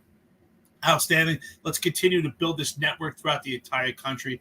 New York's Finest Unfiltered podcast, our friends and listeners. Thank you so much for having people here from Tennessee. I love Nashville, one of my favorite cities, by the way. I recommend get out there, see Nashville. Awesome. I haven't been to Memphis yet. That's definitely on my list, but Nashville is awesome. Definitely check it out. There's an area there called the Gulch, which is really cool. Kind of like the Village in Manhattan. Really cool. So check it out. But Letitia James, she is just inflammatory, and we see it here stemming all the way back to 2013. This is just absolutely ridiculous the way she pointed at the NYPD, and we never heard a response from the NYPD. Never. No, it was absolutely disgusting. You know, I was like, right after that, I instantly didn't like Letitia James. I spoken with her several times. I ran into her on the street a few times. Always cordial, but I could never forget what was said here. I could never forget this in the back of my head. I was like, this was causing the division in New York, that we can't have officers anywhere because their uniforms incite violence. Really disgusting. Really, really disgusting. And it just made no sense to me. So came out today that the judge in Trump's hush money trial considers tossing the felony conviction after the election win. So I'll bring that article up, but I'll read a little into it before I do. It's the Manhattan judge who oversaw Donald Trump's hush money criminal trial will now consider whether to toss the president-elect's historic felony conviction before he returns to the White House. Manhattan Supreme Court Justice Juan Merchan has already delayed sentencing by more than 4 months to come after the election and has given himself until Tuesday to decide if the conviction should stand. Before I read further into that, Eric, what are your thoughts on that? Like, what is that? Is that fear? Is it because the case isn't legal? Is it because it's a president? Like, what do you think? It has nothing to do with Donald Trump, because if it was legal and it would actually had some teeth behind it and actually was solidified, it was legit, they would stand by it with this liberal justice system that we have here. So it definitely gives the appearance that they know that it's not legal, and they know that Donald Trump definitely has leverage to come at them. So it has nothing to do with the fact that Donald Trump is president. So I'm not surprised it came out at this point that Donald Trump won and that they're looking to overturn this felony conviction. I would definitely, it's possible it's all the above, as M. Franco says here, all the above, John. But the fact that he's president is just the fact that he has the power to actually come back at them and actually turn this thing over. But no surprise, I expected this. So further in the article, it says he will face intense pressure from the president-elect's legal team, who now want to make sure that sentencing never happens, CNN chief legal affairs correspondent Paula Reed said late Wednesday. Here, they're going to argue to the judge that the sentencing should never happen because now that Trump is president-elect, Reed noted. They will say that he is entitled to the same constitutional protections as a sitting president and should be protected from state actors, and in this case, state prosecutors. Trump, 78, faces up to 4 years in prison after being convicted of 34 counts on felony falsifying business records to cover up payments from porn star Stormy Daniels ahead of the 2016 election. Legal experts have already predicted Trump won't face hard time. Merchan doesn't have the stomach to imprison a former president or president-elect, former prosecutor Nima Rahami said. Now that Trump has won, his criminal problems go away. I don't believe that this was ever a legitimate criminal case. So if he overturns the conviction, I don't think he could just do it based upon the fact that he's a president and that he's guaranteed constitutional protections, which he is, by the way. He is. He does receive immunity from that. But he is protected under that. But I think there will be some legal standing as to why the case and the conviction wasn't relevant. I'm still shocked to this day that he was found guilty of any of it. I'm shocked, one, he was even investigated for it. I'm shocked at the resources that were used for it. And I'm shocked that he was found guilty of it. So I think personally, a lot of people are afraid today, and I don't think they're afraid because Donald Trump is looking to go after his political opponents. I think they're afraid because they know the crimes they committed and how easily provable they are. And I think that's why you're beginning to see people's heads spin. Absolutely, right. It does have that blanket protection as president, definitely, but that's why I think that this definitely was illegal, and I think they knew at some point it would be overturned, but it doesn't matter because if they could put enough pressure on Donald Trump that he would not get voted, and that was the ultimate agenda, so he would not win the presidency. But now they know they've been caught with their pants down. They know that this was completely illegal, and again, at the time, I was saying there's no way Donald Trump is going to be convicted.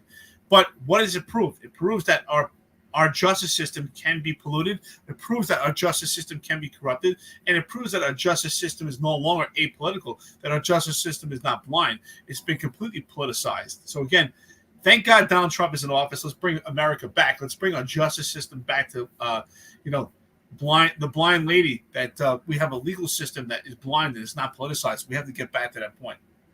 It's not going to happen overnight. It's not going to happen overnight. Things might actually get worse before they get better. I believe we have to prepare for that because we're going to see a lot of opposition from these Democratic cities as we see it right now, especially when people are running scared, just like rats, when they're cornered and they're scared, they start to attack. And that's what's going on right now. The Democrats are scared, they're cornered, and they're going on an attack, and they're trying to message amongst each other on the national level so that they all have the same playbook. It's funny they talk about the playbook, but the Democrats are going to operate on the same playbook. Again, I say this and I say it again, prepare for more blanket of protection for illegals, prepare for more ways for them to strengthen these Democratic states to be sanctuary states. I definitely see we're going to see some stuff enacted, support illegal aliens. They'll definitely have they're probably going to document all illegal aliens in Democratic states, and it's all in opposition to Donald Trump. So again, when they say congratulations, Donald Trump, it's a backhanded compliment, and they're running scared. So, well, I see another guy who's running scared, and he's running into Daddy's pocket. So here he is. This guy is known as New York City Mayor Eric Adams. I like to refer to him as the Henry Hill of New York City politics. You see a somber day in office, a somber day. This was the next day. This was on the heels of Donald Trump winning the election when it had came out that he had won all the states. He's continuing. I believe he just wrapped up a complete sweep of all the swing states. I think a couple of that happened right before we went on air. And here he is. And this guy who was calling Trump a clown the minute he walked into office, tweeting about Trump, using the same rhetoric that Letitia James was using against Donald Trump, has now that he's been indicted on corruption charges, bribery, falsifying business records, things of that nature, he also is facing 4 other federal corruption investigations. There are numerous dozens of other federal corruption investigations into his administration, some that he's tied in with, some that he's not, but all appointments of his own. You see him changing. Here's Eric Adams. This video is coming out of Wayakani Honan, reporter from the city newspaper. Here is Eric Adams. Look at our good friend Kaz Daughtry's in the background. This is about the most level-headed I've seen him off camera, not speaking. So, but let's hear what Eric Adams has to say about Donald Trump's election. Have been experiencing. And I want to say to our fellow New Yorkers, the votes have been counted, and America has elected a new president, President Donald Trump. As Americans, we respect the will of the power of the people and committed to the peaceful transfer of power. And while our city will always respect the right to peaceful protest, there will be zero tolerance for actions that cross the line into crimes such as violence, vandalism, blocking traffic, or disorderly behavior. The New York City Police Department, under interim Police Commissioner Tom Donlin, and our entire team will ensure that we uphold the law. I want to congratulate President-elect Trump and Vice President-elect J.D. Vance, and wish them all the best as they work to promote the interests of the American people. As mayor of America's largest city, our main team will work with the incoming administration for the good of all New Yorkers. We will collaborate with our mayors across this country to come up with a real agenda agenda that can help cities across America. Wow. Henry Hill, baby.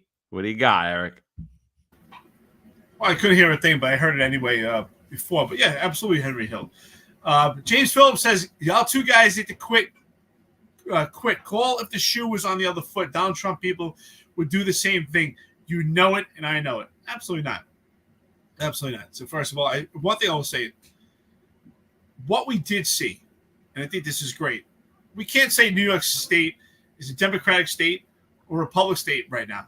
It's a state that actually wants American pride, actually wants American ideology, actually wants American principles, despite what Letitia James and Kathy Hochul have to say, because the Democrats in New York State have spoken, and they've spoken and they voted for Donald Trump. They voted for Donald Trump, and many Democrats throughout this country voted for Donald Trump because they want what's best for America. Eric Adams right now, I think he's playing possum also. He has to play possum at this point. We don't know what he's for or against, but we know one thing that he's for. Eric Adams is for Eric Adams. So Eric Adams is going to do what's best for him, not what's best for New York City. Eric Adams is going to do what's best for Eric Adams. That's who he is. That's who he always was, and that's who he'll continue to be. Yeah, so Eric Adams is now saying he's going to work with the Trump administration. He is looking forward to them coming office. He is the voice of reason for New York Democrats, right? I personally believe it's because he is very afraid of what's about to come down. I believe he's afraid of what's about to happen to him. Like I said, not only on the previous indictment, but on the 4 other superseding federal corruption investigations and the information that's about to come out, his ties into all of it. So I don't think it's him truly being genuine here. I think he's full of crap. That whole press conference is a pretty good press conference if you should watch it. He appears to not be himself whatsoever. He's not the swagger man in this press conference. He is snapping at reporters. The whole of his staff is in a somber mood. They look like they all got chewed out over something right before they came out there. And we have John Schell in the background over there standing there. And I'm like, all I could wonder is, how hard it must be to stand there around all people who are so somber that Donald Trump got elected, and you're the only one to be happy that he was. And you have to sit there and hide it and pretend like you didn't vote for Donald Trump. So I think it was hysterical. But I think it's an interesting time in New York City when the main opposition to Donald Trump and to Donald Trump supporters, Eric Adams, has now left his party. I think this right there, what you heard from Eric Adams, is he's welcoming J.D. Vance. He's welcoming Donald Trump. He's going to work with the administration. He's looking forward to working with the administration. This is, by the way, this is America, and regardless of if you're a Republican, a Democrat, or whatever, you should be doing this regardless if it was Kamala Harris or Donald Trump. This is what American politicians should be doing, not dividing. So it's good to see that this isn't division. But again, I don't believe it's organic at all. I believe it's totally to save his own skin. He's looking for a pardon.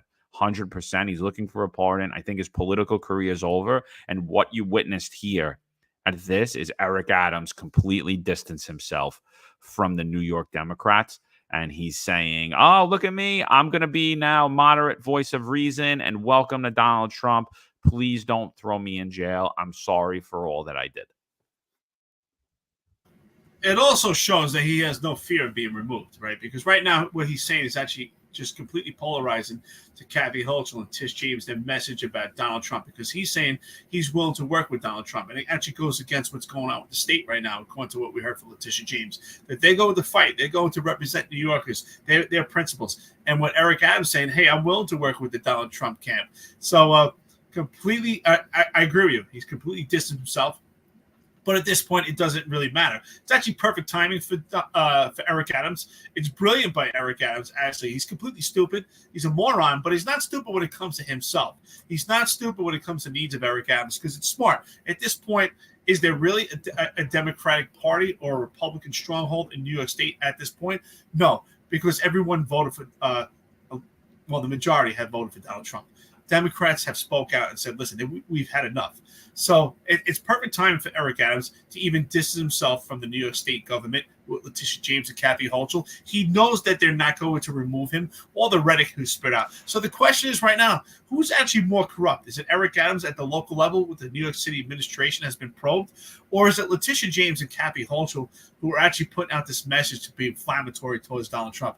So again, what it shows is they're all corrupt and they're all self-serving. They're not serving the public, they're serving themselves and they're serving their own pockets. But Eric Adams, I got to tell you, he's a smooth cat, man. He knows how to be a chameleon and manage to maneuver through everything. The timing's is perfect. The timing's impeccable that he's saying he's going to work with Donald Trump. That's funny he said that. He's going to work with Donald Trump while they're still operating as a sanctuary city. So I'm curious, since New York State is a sanctuary state, will Eric Adams now that Donald Trump is the president-elect, will Eric Adams start to have maybe a different line in the sand when it comes to sanctuary cities?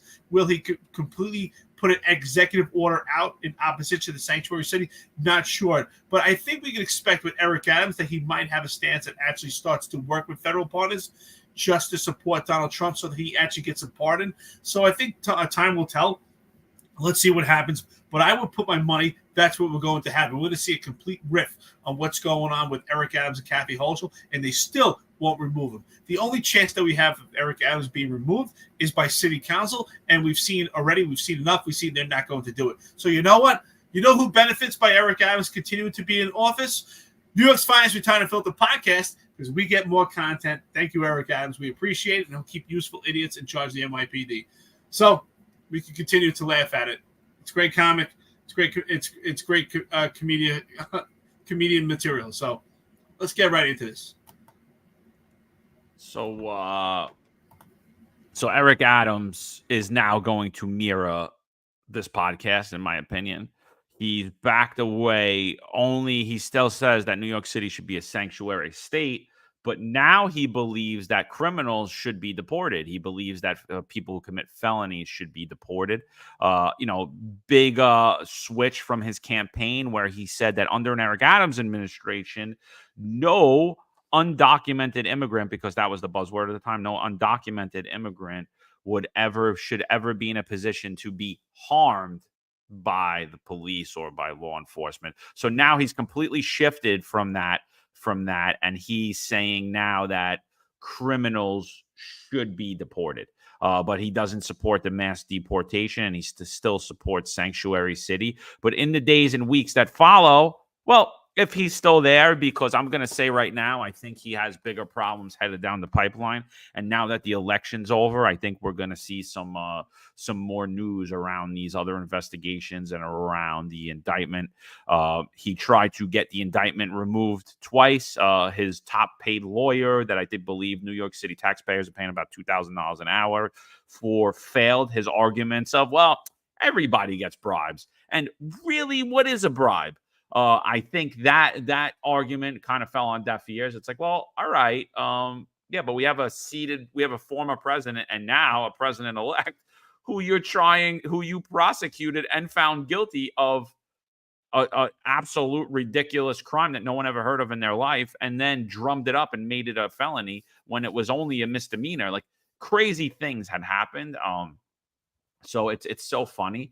So this article comes out by way of the Gothamist. A Trump presidency offers Mayor Adams a path to pardon, but it comes with a political risk. This is by Elizabeth Kim. As Democrats come to grips with Donald Trump's return to the White House, Mayor Eric Adams faces a legal and political bind.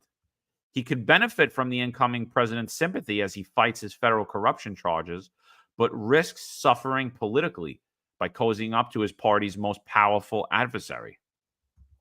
Adams' delicate dance with Trump was on display at a press conference at City Hall on Wednesday, where the mayor pledged to work with the new administration while protecting the interests of New Yorkers, including women, immigrants, and LGBTQ plus people.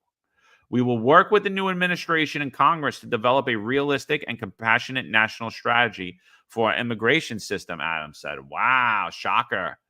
As the tense press conference wrapped up, Adams ignored questions about whether Trump's election could benefit his battle against federal corruption charges. Not only did he ignore it, he snapped.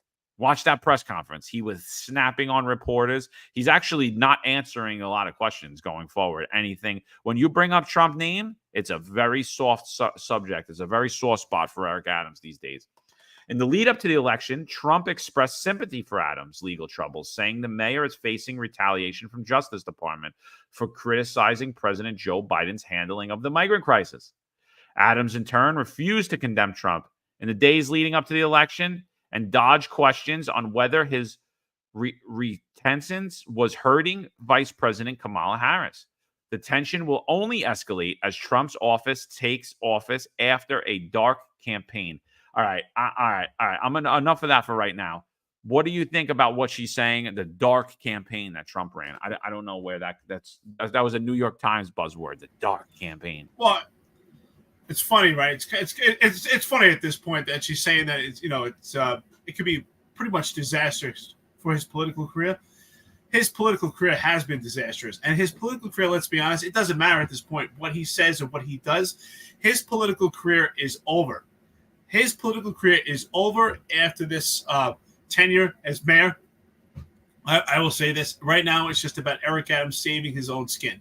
That's the only reason that he would button up to Donald Trump. And we can see his frustration come out in that press conference on how he was snapping on reporters. And he was completely evasive when it came to these questions. And it's because of his frustration at this point. He has to back to the Donald Trump camp to save his own skin. And he knows that. He's not going to. So for all you, all those in the circle of nepotism with Eric Adams, Kaz Daughtry, John Schell, Tariq Shepard, and Tanya Kinsella, and Timothy Pearson, and all these characters, Philip Banks. If you're in Eric Adams' circle, he's not going to save you. He's only going to save his skin. So this is the time to speak out. But that's what this is about. So I think his political career is over anyway. So she talks about basically being disastrous. It was disastrous. It is disastrous, and it's going to be over. It is over. So Eric Adams has to save his own skin. At this point, I think he has plenty of money, plenty of net worth, so he could continue his life without more political career. It's pretty much over. So I think it's to save his own skin. 100%. I mean, this isn't a delicate dance. He is Henry Hill. He's on the stand right now. This is the scene in Goodfellas when Henry Hill's on the stand and he's pointing out Paulie and Jimmy, and he's like, yeah, that's them, and that's them. This is what he's doing. That's why he's so somber. He knows what he's doing. His whole camp behind him is like, what are you doing? Because they're now coming to realize that he's testifying against all of them. He's throwing them all under the bus. So, yeah, I don't know, Elizabeth Kim, what you're talking about by the dark campaign, but we'll get into. I thought it was a pretty bright campaign. I thought it was a pretty bright future that he did. And this is my thing. Like, there's a lot of great investigative reporters, but for some reason, they get clouded when it comes to politics and policy. Take Donald Trump out of it. Take Kamala Harris out of it. What about the policies do you like? What don't you? Who's the better choice for president? I don't care your personal opinions. So here we go again. The tension will only escalate as a Trump takes office after a dark campaign that's centered on deportation of undocumented immigrants. Adams rebuffed questions about how the city will respond if Trump follows through with his pledge. As a sanctuary city, New York City limits his cooperation with federal immigration authorities. The mayor has said he supports sanctuary city policies. He actually stated in his campaign that under an Adams administration, New York City will remain a sanctuary city. He also stated in October of last year that the official position of New York City is the border should remain open. Hasn't backed off of that yet. So the mayor has said he supports the policies, but has questioned the rules that restrict when city officials may assist federal immigration agents. Woo. Do you protect New York City as a sanctuary city, or do you consider your own liberty in that equation? Said Basil Smeagol, a former Democratic strategist who now teaches at Columbia University. What's going to win out? Although Trump has been partial to Adams' woes, he has not committed to pardon the mayor if he's convicted or interfering with the case as it moves towards a trial. New administrations typically appoint new U.S. attorneys with their own set of priorities. Manhattan attorney U.S. Damian Williams, a Biden appointee, is heading the case against the mayor. Without evidence, Trump has portrayed himself and Adams as victims of retaliation by Biden's Department of Justice. I know what it's like to be persecuted, by the DOJ for speaking out against open borders, Trump said last month. We were persecuted, Eric. I was persecuted, and so are you, Eric. Adams has pleaded not guilty to charges. He traded political favors for illegal campaign donations and more than $100K in travel perks. Federal prosecutors have said they expect to bring additional charges against the mayor. His trial is scheduled for April. During his first term, Trump commuted the sentence of former Illinois Governor Rod Blagojevich and former Detroit Mayor Kwame Kilpatrick, who were both Democrats. Trump said Blagojevich was the victim of prosecutorial overreach. His reasons for commuting Kilpatrick's sentence were less clear, though the former mayor of the largest city in Michigan, a key swing state, was flattered Trump in a letter. Adams' conflicting political and legal considerations portend a very different response to a Trump than City Hall took in 2016. Bill de Blasio, the mayor at the time, promised to shield New Yorkers from Trump policies, including a more aggressive approach to deportation. In the ensuing years, de Blasio and the city council passed measures that expanded the protections for the undocumented New Yorkers and asylum seekers. Just real quick, Elizabeth Kim, Eric Adams said all of these exact things. So I think that should be in here because we're not talking about the commie Bill de Blasio. We're talking about Eric Adams. In a telephone interview, de Blasio said local governments have significant power to thwart federal policies. He said Adams needed to reassure New Yorkers that the city would persevere. When any president does anything against the interests of New York, the mayor has to stand up to it, he said. About 500,000 undocumented people live in New York City. According to a 2018 city report, more than 210,000 migrants have arrived in the city since the start of the migrant crisis in 22.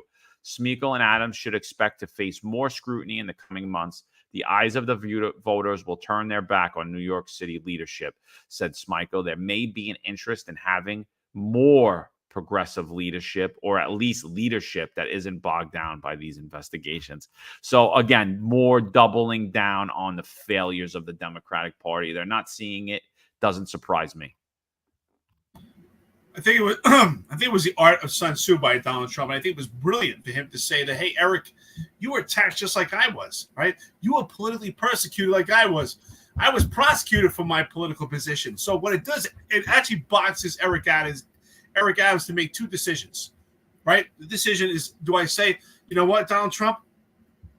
No, you were persecuted and prosecuted because you were actually committed a crime, and I'm not like you. Or it puts Eric Adams to say, yeah, you were politically persecuted. You were politically prosecuted just like I am being right now. So he has one or two choices to make. So it was brilliant by Donald Trump to actually box him into that. So Eric Adams at this point has to say that Donald Trump was politically persecuted to protect himself.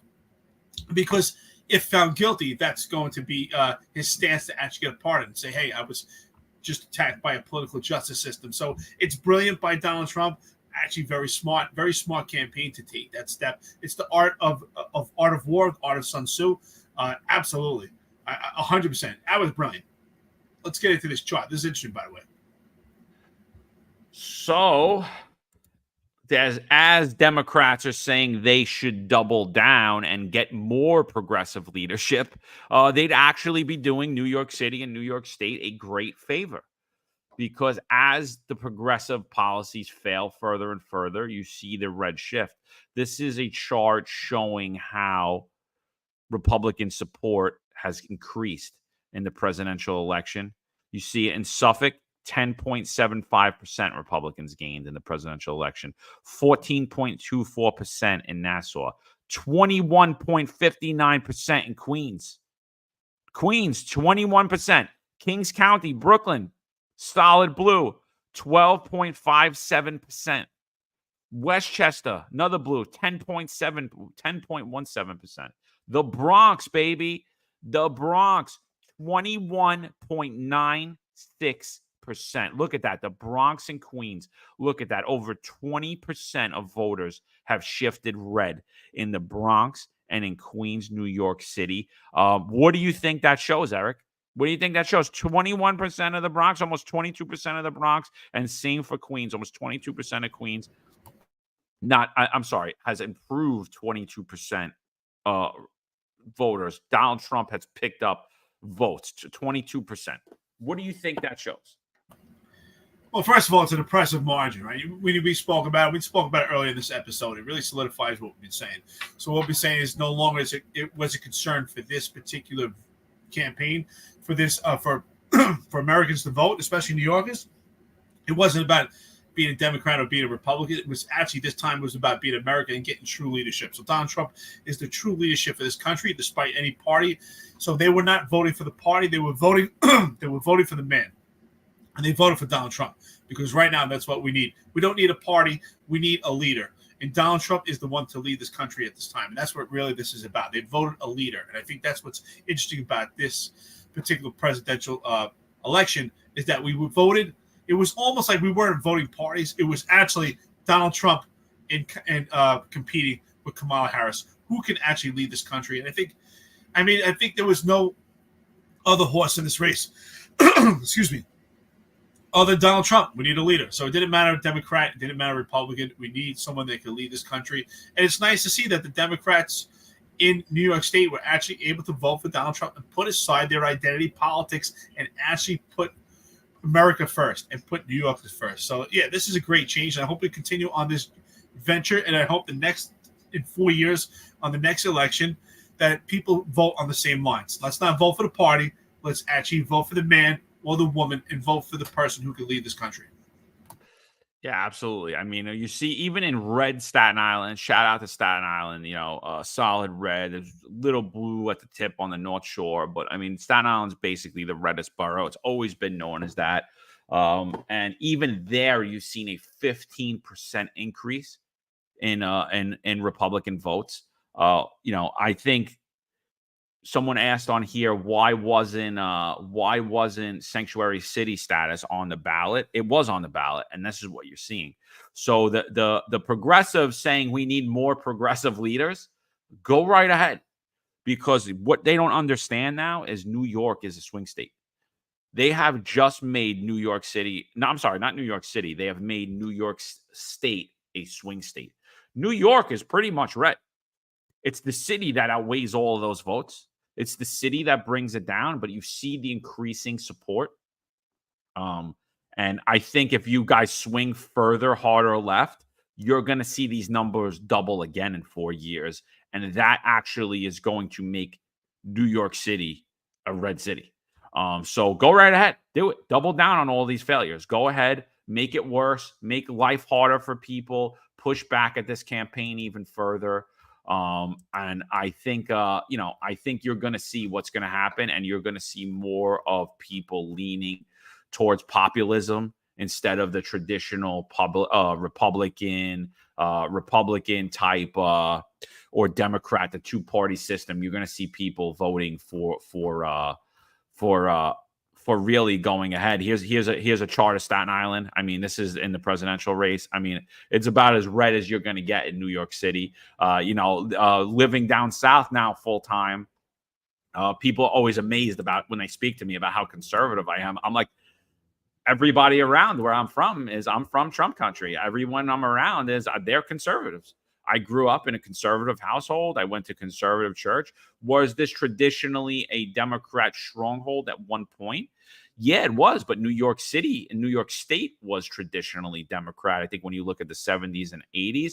And as that party shifted, so did the support shift. And you saw that it tried to people became more conservative. They started to lean more conservative. I want to be very careful about what we're going to say here. So I'm just going to, we got to be really careful, and we shouldn't give opinion on this at all. We just have to state the facts of what it is. And this is just something that boggled my mind yesterday. I put this chart out yesterday.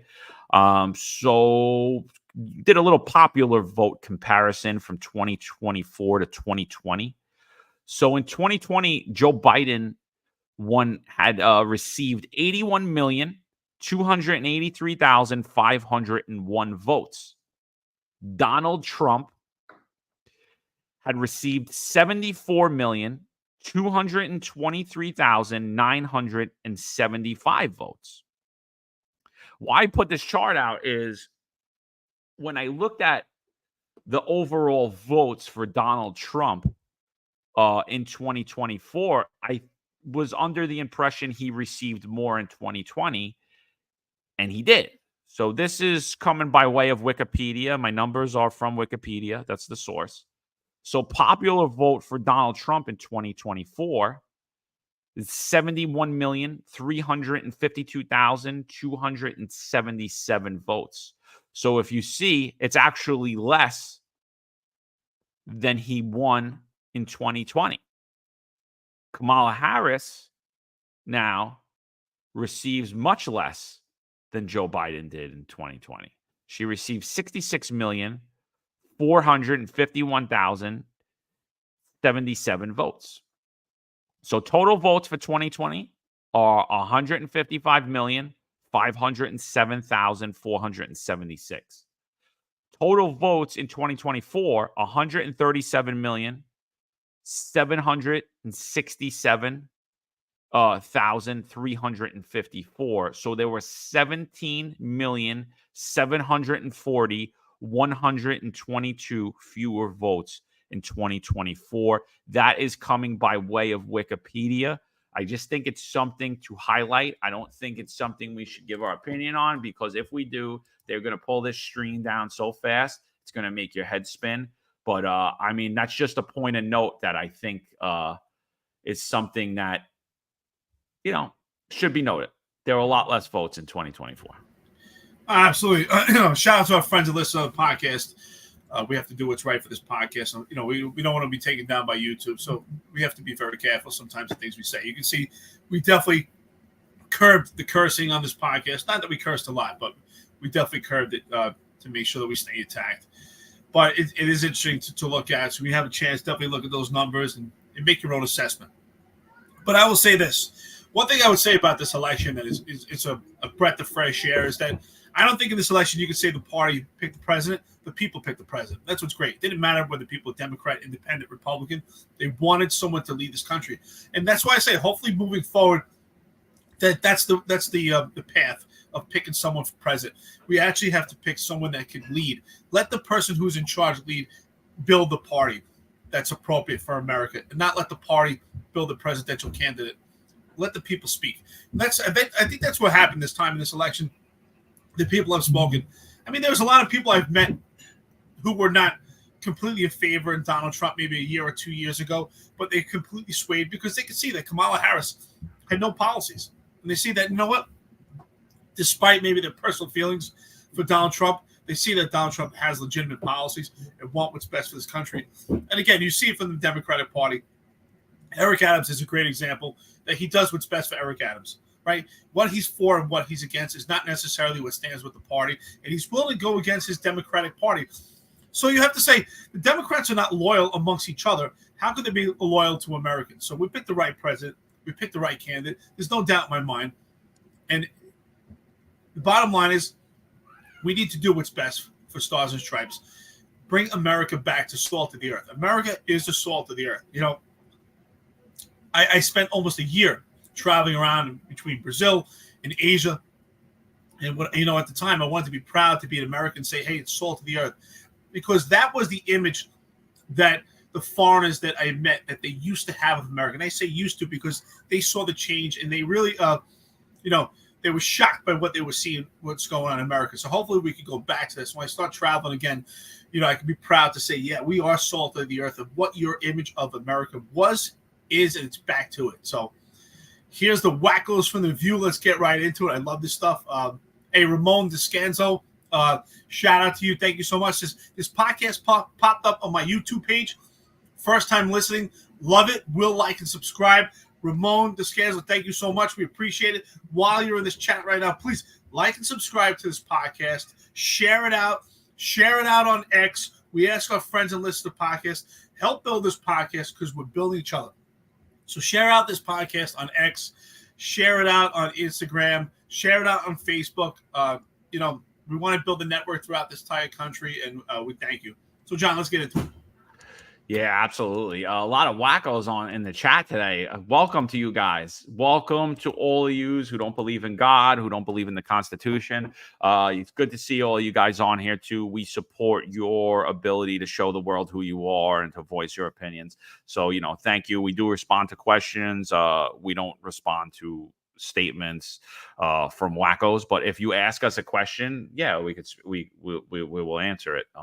But a lot of the claims that people make it are a little off the wall. I think you guys just came off the spaceship, but welcome anyway. Like and subscribe to the podcast. Here we go. Here's the view. This is coming in from Newsmax. It's a little clip they put together. It's the view mixed in with the AOC video. Here we go.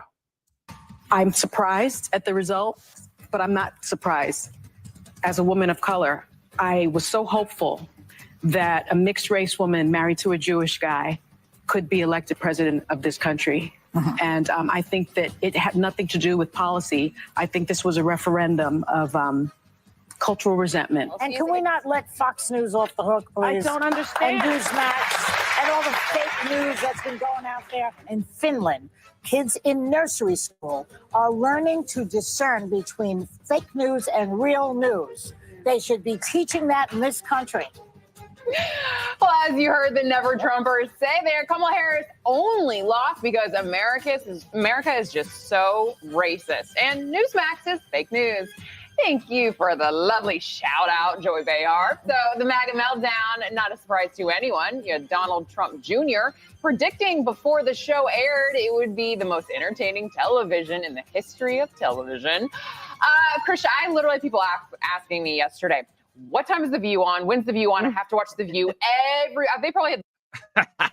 So I think Don Jr. was listening to this podcast yesterday. I think because everybody that was on here was saying, "Put The View on, put The View on." You know what, brother? Bad press is good press. That's why we encourage. You know what? Anyone can be on this chat.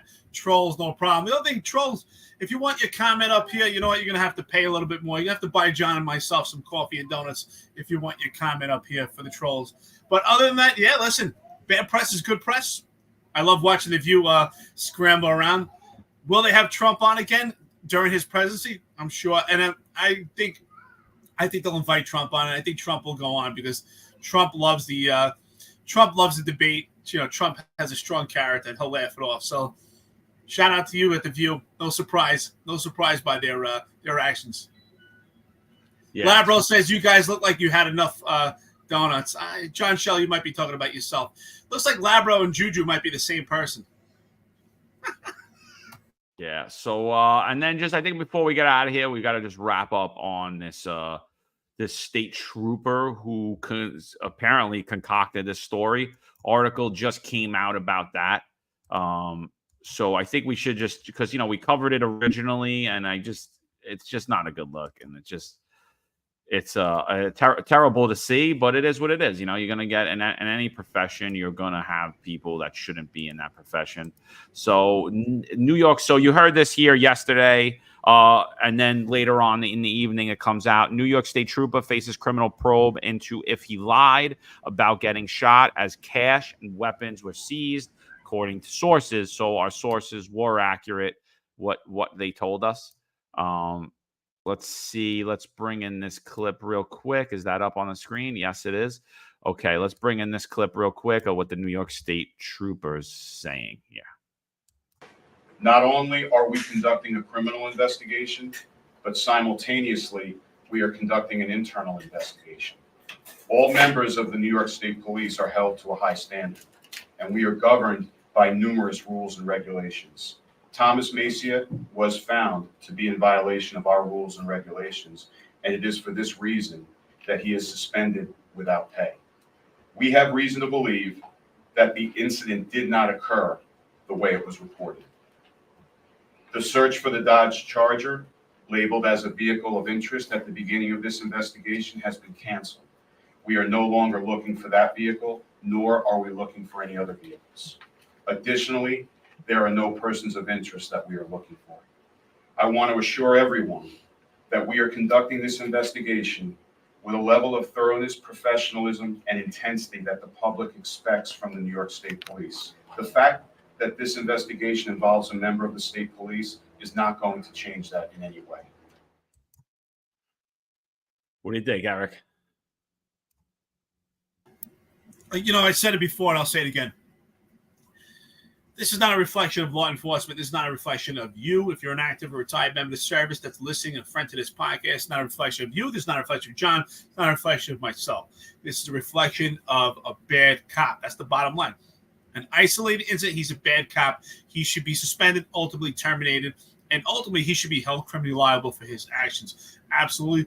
But definitely there should be some type of psych eval and psych review conducted to determine how this person actually got the job, find out where the cracks were, find out if there were mental issues in the beginning. Was it the job potentially that led to it, so they could get the root cause so that this doesn't happen again? So just getting rid of him is not enough. We actually have to probe and figure out how we got to this point. Was there mistakes made? Did he seep through the cracks in the retirement? In the recruitment process? And if not, were there issues that happened internally that led to this, not just externally? Again, I'm still receiving DMs and texts about his father being part of the Michael Dowd crew, which is a corrupt cop. For our outside listeners, we have a lot of friends here now from Tennessee. Apparently, this particular trooper who lied about being in a gun battle on a highway stop on the southern state in Long Island was met with an adversary. It turns out that is a lie. Turns out he lied and shot himself. It was a self-inflicted wound. And apparently his father was part of a corruption crew known as Michael Dowd in 1992, which is the most corrupt part of NYPD history. But again, John and I both said that has no reflection on him. He's his own man. Should he have not been hired because of that? I don't agree. I don't think that should have hurt him in his recruitment process. And I still don't think that what happened with his father has any bearing on his character. I'm holding him liable and him accountable for his own actions. So I do think there should be a probe, an investigation, so that this doesn't happen again. Yeah, Unfiltered Fishing says, name 100% perfect system. There isn't one. 100% slip through the cracks is what it is. We can't hold everybody. Some people are going to get through. So here we go. New York State trooper who claimed he was shot during a Long Island traffic stop is now under criminal investigation as authorities continue to probe whether he lied about the entire saga. Trooper Thomas Massia was suspended without pay this week after police launched an internal review into his claims of getting shot during a traffic stop in West Hempstead on October 30th. We have reason to believe that the incident did not occur the way it was reported, State Police Major Stephen Udice told the news conference Wednesday. He added that the probe was far from over as cops try to piece together exactly what unfolded when the trooper reported he was shot in the leg after stopping to help the driver of a black Dodge Charger on the Southern State Parkway. We still have many questions that require additional information to answer, and we will continue working to answer those questions about this incident, Udice said. Police declined to release further details about the investigation, but they confirmed they were not searching for any other persons of interest tied to this case. The latest revelation comes after investigators on Monday abruptly canceled the alert they had issued for vehicle Massia said was involved in this incident. Investigators then executed a search warrant at his Hempstead home. Large amounts of cash and weapons were seized from the property at the time, according to police sources. Were you guys watching the show? Udice said Wednesday that the trooper's shield, ID card, and service weapons were confiscated as part of the suspension. Police, meanwhile, continuing to work along Nassau County District Attorney's Office to determine if any charges should be filed, he added.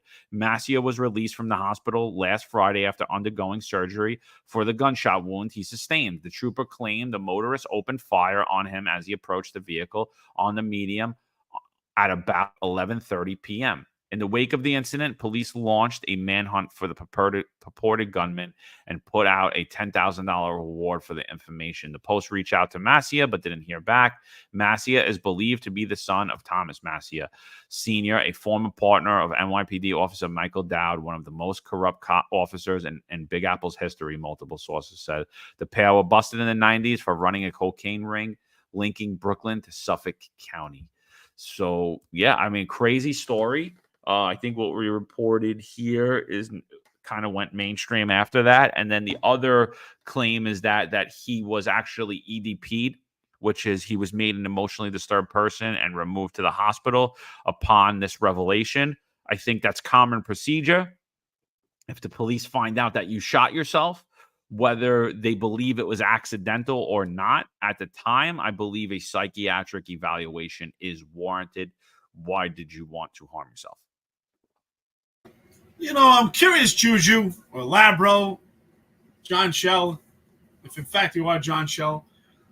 What do you think about accidental discharges? Do you think that there should be a psych review every time someone's involved in accidental discharge? Maybe it's something you might be familiar with. Absolutely. There's definitely something going on here mentally. And again, that's why I said there should be a full-out probe and investigation. There should be a review, and there should be definitely a psych eval to find out what is the root cause of this. Even if it's for criminal nature, if it's for criminal purposes, there's something mentally wrong if you could actually shoot yourself in the knee. So hopefully they actually do that. That's what I'm saying. No matter what, he should be held criminally liable, and he should actually be terminated from law enforcement. But I think there has to be a probe so that this doesn't happen again, and find out what the root causes are. That's what's really important to me, is that they actually do a probe, not just get rid of him. Because if that's the case, we're just cutting out the problem, and then that problem could ferment. We could have another issue. But again, it should be a full-out probe. And with that being said, I think ultimately the takeaway from this particular incident is it's isolated. It's him acting alone. It's just a bad cop. It's a bad apple. And remove him. That's it. There's always going to be bad cops and bad apples in this profession. There's bad apples in any profession. So, I don't think he's a reflection of law enforcement. That's the bottom line. Absolutely. So 2 hours, 9 minutes. We had about 1,000 people on here the entire time. Appreciate all you weighing in on the chat. Even the people who have just flown back into the world via spaceship. Now that Donald Trump has returned, because we have the return of America. So we appreciate all you people be on here. We're going to be down for a few days, Eric. Am I correct? Absolutely. So every year I celebrate the Marine Corps birthday. I have a reunion with Marines I served it. This year is 25 years since we went to boot camp. We'll be out in Austin, Texas, celebrating. So, Juju, if you want to come visit, you can come visit me and my Marine buddies. We'd love you to come take part. November 10th, set the fire to all the Marines out there. And November 11th is Veterans Day. Say thank you to a service member.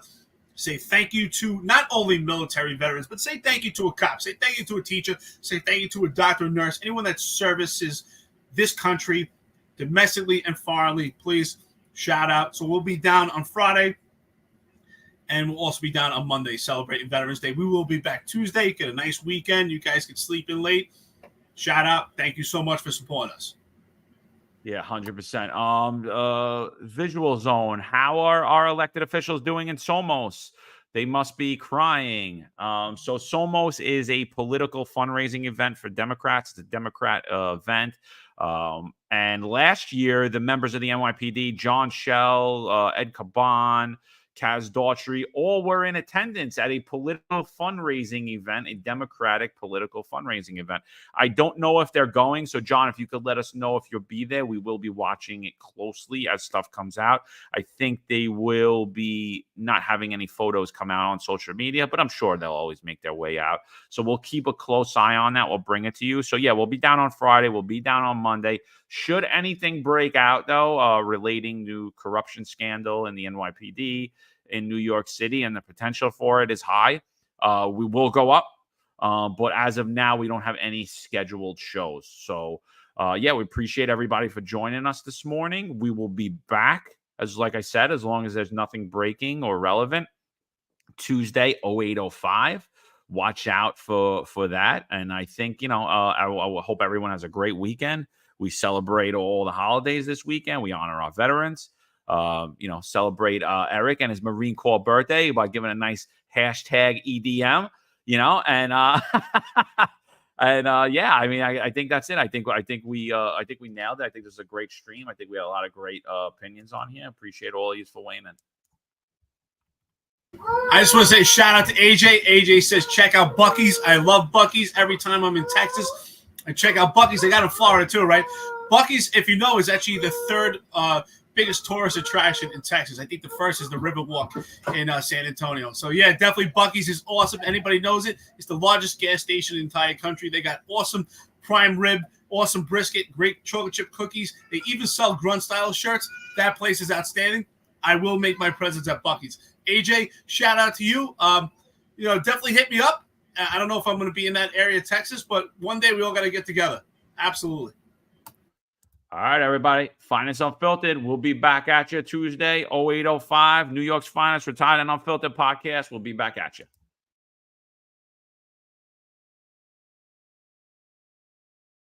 By what has been, what can be, unburdened by what has been, what can be, unburdened by what has been, what can be, unburdened by what has been, what can be, unburdened by what has been, what we can see, what we believe can be, unburdened by what has been, what can be, unburdened by what has been, what can be, unburdened by what has been, what can be, unburdened by what has been, what can be, unburdened by what has been, who we can be, unburdened by who we have been, what can be, unburdened by what has been, where we can be, unburdened by where we have been, and unburdened by where we are right now, what can be, unburdened by what has been, what can be, unburdened by what has been, what can be, unburdened by what has been, what could be,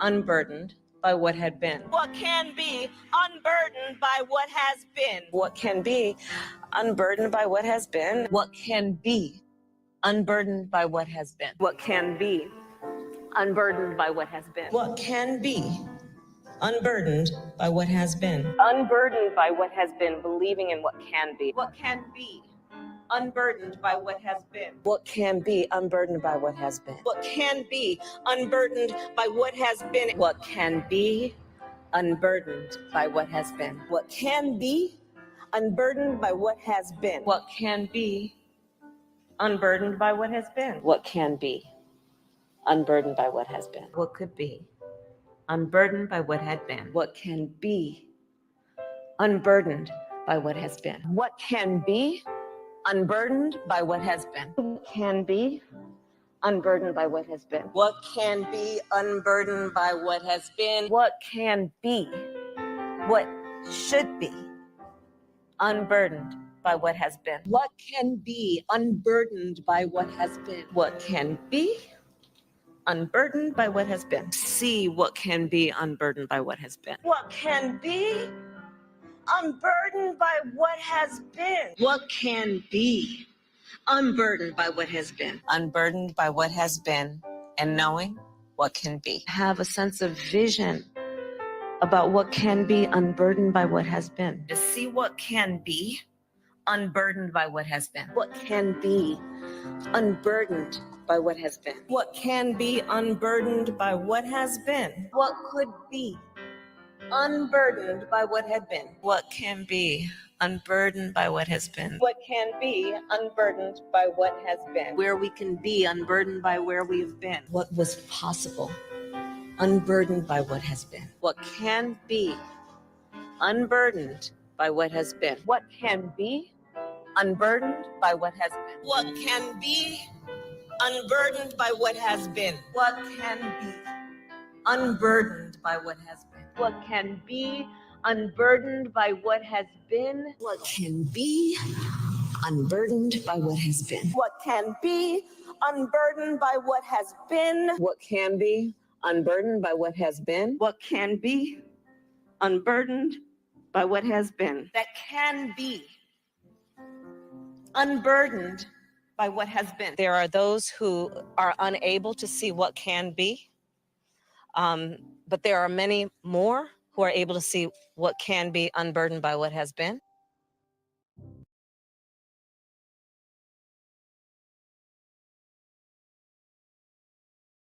There's a handful of retired officers that don't live in the state that have a lot to say about the dream team, as I like to call it. All of a sudden, they retire and have a master plan on how to fight crime, but nothing to contribute when they were here. They want to come back and be part of the dream team. What can I say? Law enforcement professionals dedicate their lives to serving and protecting our community. But who's protecting their financial futures? That's where Laidlaw Blue comes in. Our wealth management platform is specifically designed for the law enforcement community. Laidlaw Blue is a division within Laidlaw Wealth Management, run by retired New York City detective John McDermott. His status as a retired detective uniquely positions him to establish a deep connection between Laidlaw Blue and the law enforcement community. Our platform is easy to use and provides a range of financial services, including investment management, retirement planning, and insurance solutions. With Laidlaw Blue, you can secure your financial future and provide for your loved ones. Our team of experienced financial advisors understands the unique challenges and opportunities that law enforcement professionals face. We're here to help you navigate the complexities of financial planning and achieve your goals. Laidlaw Blue. Secure your financial future today. Book a meeting using the QR code displayed or call us directly on 888-901-BLUE. That's 888-901-BLUE.